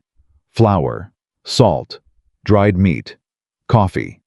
Enough for maybe 5 days if they were careful. "The animals?" she asked. "Fed, watered. They'll hold." They sat by the fire and waited. There was nothing else to do. On the second day, the storm intensified. Clara woke to the sound of something cracking a branch. A fence post. Something giving way under the weight of ice and wind. She got up and found Wyatt already dressed, already moving, already calculating. "3 of the fence posts are down," he said. "The barn door is holding, but not by much. And the creek is frozen over, which means the cattle on the south ridge have no water." "Can you get to them?" "Not in this. Nobody can move in this." The words sat between them, heavy with implication. If the cattle on the south ridge had no water, they would die. If the barn door gave way, the horses and the foal, Hope would be exposed to temperatures that could kill in hours. Clara felt the fear rise, but she pushed it down the way she had learned to push it down, not by ignoring it, but by giving her hands something to do. She reinforced the barn door with Wyatt working in wind, so brutal it stripped the breath from her lungs. She hauled firewood. She melted snow for drinking water. She checked the animals every 2 hours, crawling through drifts that reached her waist. On the 3rd morning, someone knocked on the door. Clara and Wyatt looked at each other. In a storm like this, a knock on the door was not a social call. It was a distress signal. Wyatt opened the door. A boy stood on the porch, 12, maybe 13. Shaking so hard, his teeth were chattering in a continuous rattle. His lips were blue. His coat was soaked through. His eyes were wild with a fear that went beyond cold. "Please," the boy said. "My family. We're at the Dawson place. My mother sent me. My sister's sick. Real sick. She can't breathe." Clara was already moving. "How far is the Dawson Ranch?" she asked Wyatt. 2 miles east. Maybe 2.5. In this storm, Wyatt's face was grim. "In this storm, 2 miles might as well be 20. Clara looked at the boy. He was shaking so badly he could barely stand. He had walked 2 miles through a whiteout to find help for his sister, and he was on the edge of collapse himself. She knelt down in front of him. "What's your name?" "James. James Dawson." "How old is your sister, James?" 6. Her name's Lucy. She was fine yesterday, and then she started coughing, and now she can't. His voice broke. Tears froze on his cheeks before they could fall. Clara stood up. She turned to Wyatt. "I'm going," she said. "Clara." "I'm going. That girl could have pneumonia. If she can't breathe, she could die before this storm breaks. You could die getting there. Maybe, but she will definitely die if nobody helps her." Wyatt stared at her. She could see the war behind his eyes, the instinct to protect her fighting against the knowledge that she was right. That a 6-year-old girl was suffocating in a house 2 miles away and there was no one else. "I'm coming with you," he said. "You can't. Someone has to stay with the animals. If the barn door goes, damn the barn door." "Wyatt." Clara put her hands on his arms. "Hope is in that barn. The mare is in that barn. Everything you have left is in that barn. I need you here." His jaw worked. His hands clenched and unclenched at his sides. "Take the rope," he said. "Tie yourself to it. If you lose direction, follow it back." "I will." "Take the medicine bag Nora gave you." "I already packed it." "Clara." His voice cracked. "Just once. Just enough. Come back." 2 words. But Clara heard everything inside them. Everything he had never said. Everything he had been holding behind that wall for months. "I will," she said. She kissed his cheek. She didn't think about it. She just did it fast, fierce as a seal on a promise she intended to keep. Then she took the boy's hand, pulled her scarf over her face, and walked into the storm. The 2 miles to the Dawson Ranch were the longest of Clara's life. The wind hit her from every direction, at once, spinning her, blinding her, filling her mouth and nose with ice. She held James's hand so tightly, she was afraid she might crush his fingers, but she would not let go. If she let go, she would lose him. And if she lost him, they would both die. "Stay with me," she shouted over the wind. "Don't stop moving. Whatever you do, don't stop." They walked. They crawled. They fell and got up and fell again. Clara's legs went numb. Her hands went numb. Her face went numb. She stopped feeling pain and started feeling nothing, which was worse because nothing meant the cold was winning. She thought about Wyatt, about his face when she left, about the crack in his voice. "Come back." She kept walking. They found the Dawson Ranch by sound. Mrs. Dawson was on the porch, screaming into the storm, screaming her son's name. "James, James!" "We're here!" Clara shouted. "We're here!" Mrs. Dawson pulled them inside. She grabbed her son and held him so tight the boy gasped. "Where's Lucy?" Clara said. Mrs. Dawson pointed toward the back room, and the look on her face told Clara everything she needed to know about how bad it was. Lucy Dawson was lying on a narrow bed propped up on pillows, her small chest heaving with each breath. The sound coming from her lungs was wrong, a wet, rattling wheeze that spoke of fluid where air should be. Her skin was gray. Her lips were the color of a bruise. Clara knelt beside her and opened Nora's medicine bag. "Lucy," she said gently, "my name is Clara. I'm going to help you breathe. Can you look at me?" The girl's eyes found Clara's. They were enormous, terrified. The eyes of a child who did not understand what was happening to her body, only that it was betraying her. "I'm scared," Lucy whispered. "I know," Clara said. "I know you're scared, but I need you to be brave for me. Can you do that?" Lucy nodded once. Clara worked. She brewed the tea. Nora had taught her peppermint and elderflower, and something Nora called breath root, that grew only on the north face of the ridge. She held Lucy upright and made her breathe the steam, slowly, carefully counting each breath. She made a poultice from mustard seed and applied it to the girl's chest, the way Nora had shown her, warm, but not hot, firm, but not tight. She talked to Lucy the entire time. She told her about Hope, the foal born in the storm. She told her about the mare who had almost died, but didn't. She told her about a woman who came to Wyoming on a train and found out that the hardest journeys sometimes lead to the best places. "Did the woman find a home?" Lucy asked between breaths. Clara smoothed the girl's hair back from her forehead. "She's still looking, but she's getting closer." Mrs. Dawson stood in the doorway watching her hand pressed over her mouth. 2 hours passed. 3.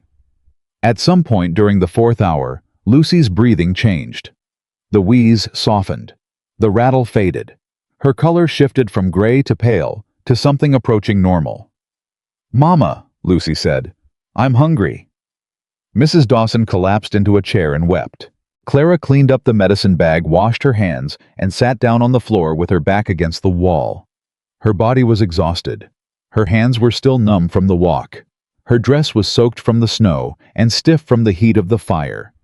But Lucy Dawson was breathing. "How did you learn to do that?" Mrs. Dawson asked through her tears. "A woman named Nora Black Elk taught me," Clara said. Mrs. Dawson was silent. Clara knew what she was thinking, the same thing Ruth Garfield had thought. The complicated tangle of gratitude and shame that comes from being saved by someone connected to a person your community had wronged. "I don't know how to thank you," Mrs. Dawson said. "You don't have to thank me. Just remember this the next time someone tells you who I am."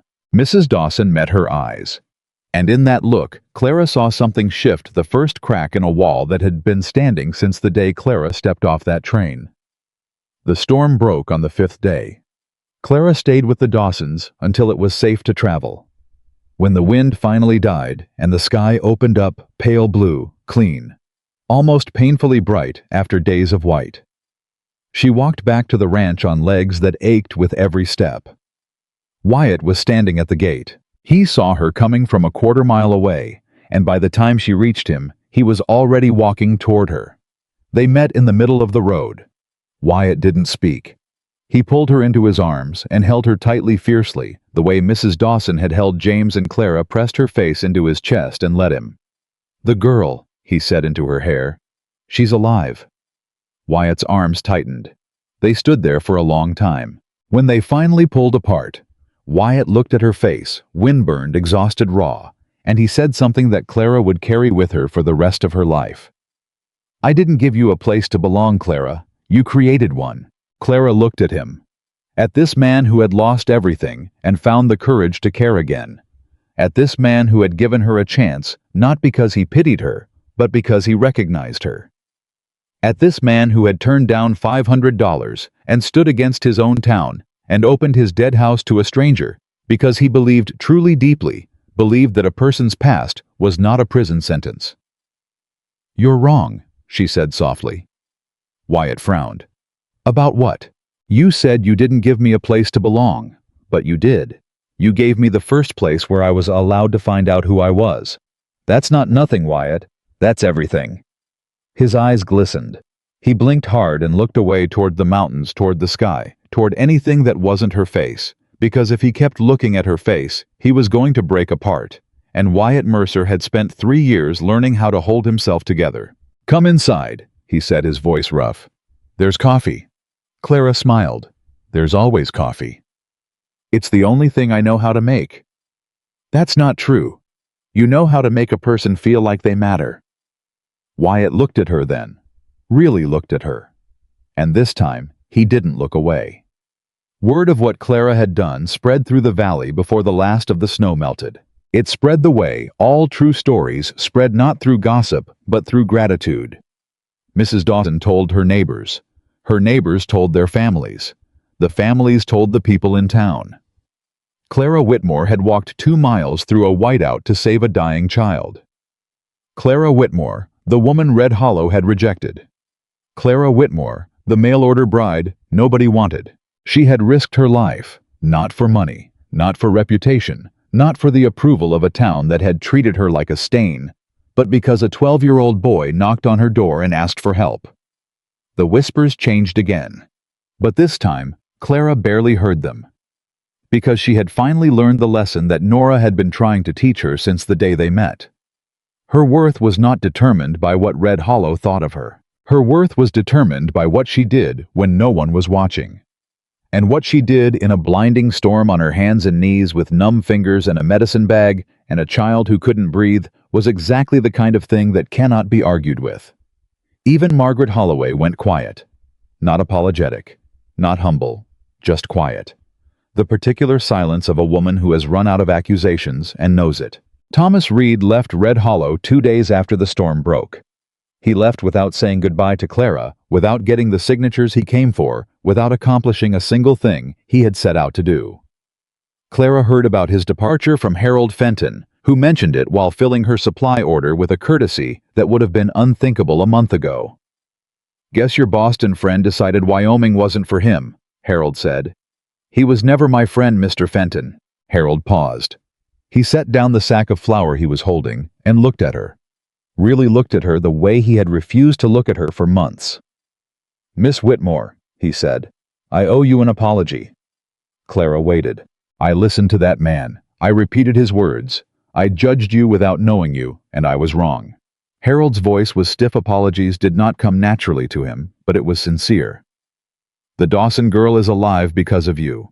Half this town got through that storm because of the supplies you organized and the medicines you carried. And I stood behind this counter and treated you like dirt. Yes, Clara said. You did. Harold flinched.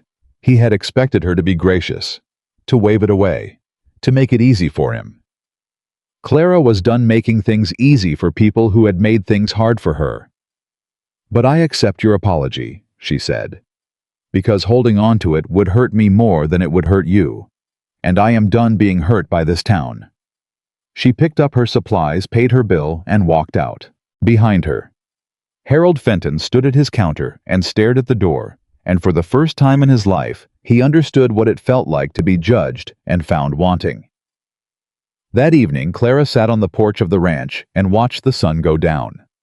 The sky was a violence of color, red and gold and deep aching purple, and the air was cold, but clean scrubbed raw by the storm. Wyatt came out and sat beside her. They didn't speak for a long time. Then Wyatt reached over and took her hand. Not dramatically, not with fanfare. Just a quiet, steady reaching, the way a person reaches for something they've been afraid to touch, because they know that once they hold it, they will never want to let it go. Clara laced her fingers through his. Wyatt, she said. I'm not going back to Boston. I know. I'm not signing those papers. I know that too. And I'm not leaving this ranch. Wyatt squeezed her hand. I was hoping you'd say that. Clara leaned her head against his shoulder. He rested his chin on the top of her head. And they sat there together, two people who had been broken by loss and healed by stubbornness, and held together by the simple, radical act of showing up for each other every single day.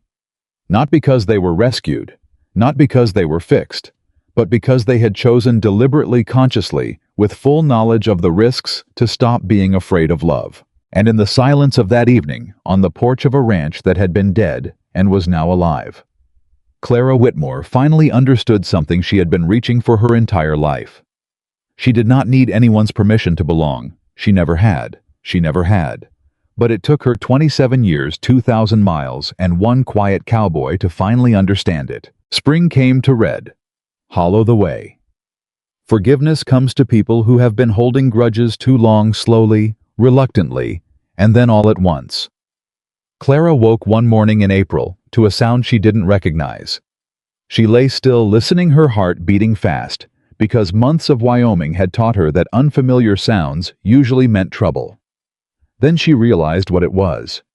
Birds. She hadn't heard birds since Boston. She got up, dressed, and walked into the kitchen. Wyatt was already there, standing at the table with something in his hands. He turned when he heard her, and Clara stopped in the doorway. He was holding a dress. Not a work dress.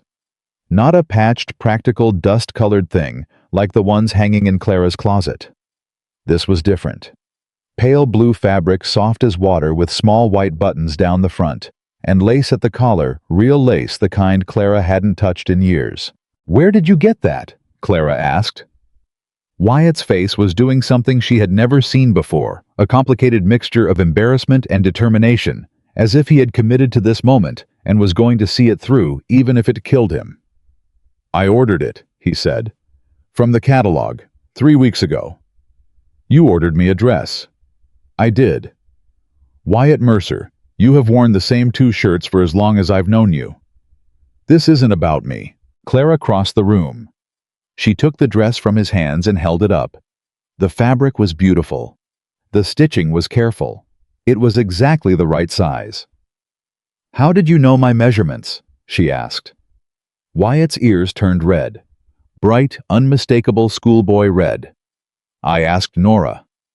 Clara laughed. The sound filled the kitchen, warm and sudden and entirely involuntary, and Wyatt looked at her with an expression that made her heart stop. How was looking at her the way Nathan Holloway was supposed to have looked at her on that platform? The way Thomas Reed had pretended to look at her in Boston. The way no man had ever actually looked at her in 27 years of living. like she was the answer to a question he had stopped asking. "What's the dress for?" Clara asked softly. Wyatt took a breath. "There's a dance in town Saturday. Spring social. Whole valley comes." "I know about the dance. I want to take you." Clara set the dress down carefully. "Wyatt, 6 months ago, this town watched me get humiliated on a train platform.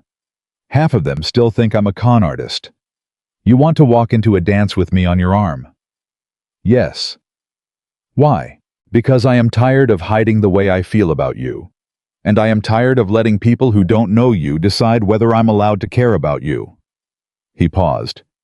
"And because you deserve to wear a blue dress and dance at least once in your life without apologizing for being there." Clara's eyes burned. She pressed her lips together hard, refusing to cry, because she had cried enough in this kitchen to last a lifetime. And she was determined that whatever happened next would be met with dry eyes and a straight spine. "Okay," she said. "Okay. I'll go to the dance with you, Wyatt Mercer. But I'm warning you right now, I don't know how to dance." "Neither do I." "Then we'll be terrible together. That's all I'm asking." Saturday night, Clara put on the blue dress. She stood in front of the small mirror in her room and looked at herself. And the woman looking back was someone she barely recognized. Not because of the dress, although the dress was beautiful. Because of the eyes. The eyes were different. 6 months ago, those eyes had belonged to a woman who measured her worth by whether other people approved of her. A woman who had spent her entire life trying to be small enough, quiet enough, good enough to earn the right to exist. Those eyes were gone. The eyes looking back at Clara now belonged to a woman who had held a dying horse, healed a sick child, faced down a bully, walked through a blizzard and rebuilt a broken home with her bare hands. A woman who had been rejected by everyone and saved by no one except herself. "You look beautiful," she told her reflection, and for the first time she believed it. Wyatt was waiting by the wagon. He had shaved. He was wearing a clean shirt, a different shirt, one Clara had never seen, and his boots were polished. He looked uncomfortable and determined and slightly terrified, which was exactly how Clara felt, and somehow that made everything better. He helped her onto the wagon seat. His hand lingered on hers for 1 second longer than necessary. They rode to town in silence. But it was not the old silence, the heavy, walled-off silence of two people afraid to reach for each other. This was a different silence. The silence of two people who had already said everything important and were now simply being together, which was enough. The dance was held in the town hall. Every family in the valley was there. The room was packed, ranchers and their wives' children running between legs, old men arguing politics in the corners, young couples stealing glances at each other when they thought nobody was watching. Clara and Wyatt walked in together. The room did not go silent. That was the first thing Clara noticed. 6 months ago, her presence in any public space had created an immediate, conspicuous hush. But tonight something was different. People looked at her. Of course they looked. She was the woman from the train, the mail-order bride, the scandal of the season. But the quality of the looking had changed. There was curiosity now instead of contempt. Interest instead of disgust. Mrs. Dawson saw Clara first. She crossed the room with a speed that startled everyone nearby and took both of Clara's hands. "Lucy asks about you every day," Mrs. Dawson said. "Every single day. She calls you the lady who taught her to breathe." Clara squeezed her hands. "Tell Lucy I said to keep breathing." Ruth Garfield was next. She brought her grandson, the boy Clara had helped months ago, now pink-cheeked and loud, and pulling on his grandmother's arm because he wanted to dance. "Look at him," Ruth said, her voice thick. "Just look at him." Clara looked, and she felt that crack in her chest again, the one that had nothing to do with pain and everything to do with purpose. Even Harold Fenton nodded at her from across the room. A small nod, a reluctant nod, but a nod. From Harold Fenton, that was practically an embrace. The music started. A fiddle, a guitar, a harmonica that was slightly out of tune, but made up for it in enthusiasm. Wyatt turned to Clara. He held out his hand. "I wasn't joking," Clara said. "I really don't know how to dance." "Put your hand in mine," Wyatt said. I'll figure out the rest." Clara took his hand. He pulled her closer than she expected, close enough to feel his heartbeat through his shirt, and they stepped onto the floor. They were terrible. Absolutely, magnificently terrible. Wyatt moved like a man trying to walk through a river, and Clara kept stepping on his feet, and at one point they turned the wrong direction and nearly collided with the pastor and his wife. But they were laughing. Both of them. Laughing. The sound coming out of Wyatt Mercer. This man who had spent 3 years in a tomb of silence and grief was so unexpected that people stopped and stared. Not with judgment. With wonder. "You're stepping on my feet," Wyatt said. "You're stepping on mine. We're a disaster. We're perfect." And they kept dancing. Badly, joyfully, stubbornly. Two people who had forgotten what happiness felt like and were remembering it together, one clumsy step at a time. Halfway through the third song, Nora Black Elk appeared in the doorway. Clara saw her and stopped. Nora never came to town events. In all the months Clara had known her, Nora had never once set foot in Red Hollow for anything other than necessity. But here she was, standing in the doorway of the town hall, wearing a shawl, embroidered with beadwork, so intricate it caught the lamplight like a constellation. Clara crossed the room. "You came?" she said. "I came to see you dance," Nora replied. "I heard you were terrible." "I am." "Good. Terrible dancing is honest dancing. Only liars dance gracefully the first time." Clara laughed. And then, without thinking, she hugged Nora, wrapped her arms around this fierce, stubborn, wise old woman who had reached into her chest and pulled out the shame like a splinter and taught her how to heal both others and herself. Nora stiffened for exactly 1 second. Then she hugged Clara back. "I'm proud of you," Nora whispered. "Eliza would have liked you." Clara pulled back. Her eyes were wet. "You knew Eliza. I delivered her daughter." Nora's dark eyes held something deep and old. "And I was there when they both left this world. Some bonds are not broken by death, Clara. They are carried forward by the living." Clara looked across the room at Wyatt, who was standing where she had left him, watching her, waiting for her with the patience of a man who had learned that the things worth having were worth waiting for. "He loves you," Nora said simply. "I know. Do you love him?" Clara watched Wyatt across that crowded room. This man who had found her on the worst day of her life and offered her not rescue, but respect, not promises, but presence, not a fairy tale, but something infinitely better, the truth. "Yes," Clara said. "I love him." "Then go tell him. He's waited long enough. You both have." Clara walked back across the room. The music was playing. People were dancing. Children were laughing. The whole valley was here, alive and breathing and imperfect and real. She stopped in front of Wyatt. "Dance with me," she said. "We're terrible at it." "I don't care." Wyatt took her hand. He pulled her close. And this time when they moved, it wasn't quite so terrible. Not graceful. They would never be graceful, but something better. Something that looked like two people who had stopped fighting the music and started trusting each other enough to move in the same direction. "Clara," Wyatt said. "Yes. Stay." One word. But Clara heard every unspoken word behind it. "Stay with me. Stay at the ranch. Stay in my life.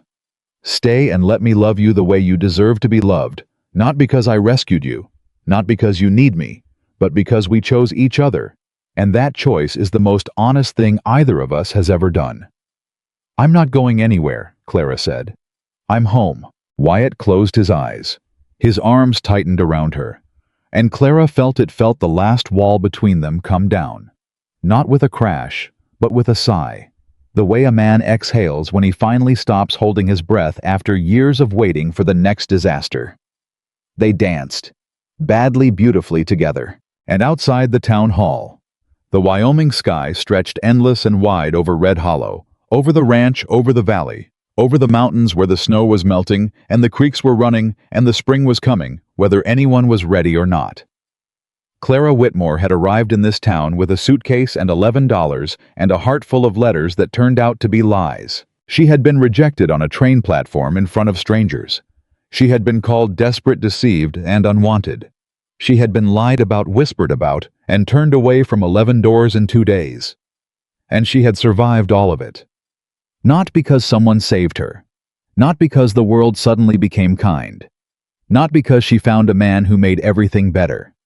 She survived because she refused to let other people's cruelty become the truth about who she was. She survived because she chose every single day, in every single moment, to be braver than her fear. And the greatest transformation of Clara Whitmore's life was never becoming someone's bride. It was becoming the woman who no longer needed anyone's permission to belong.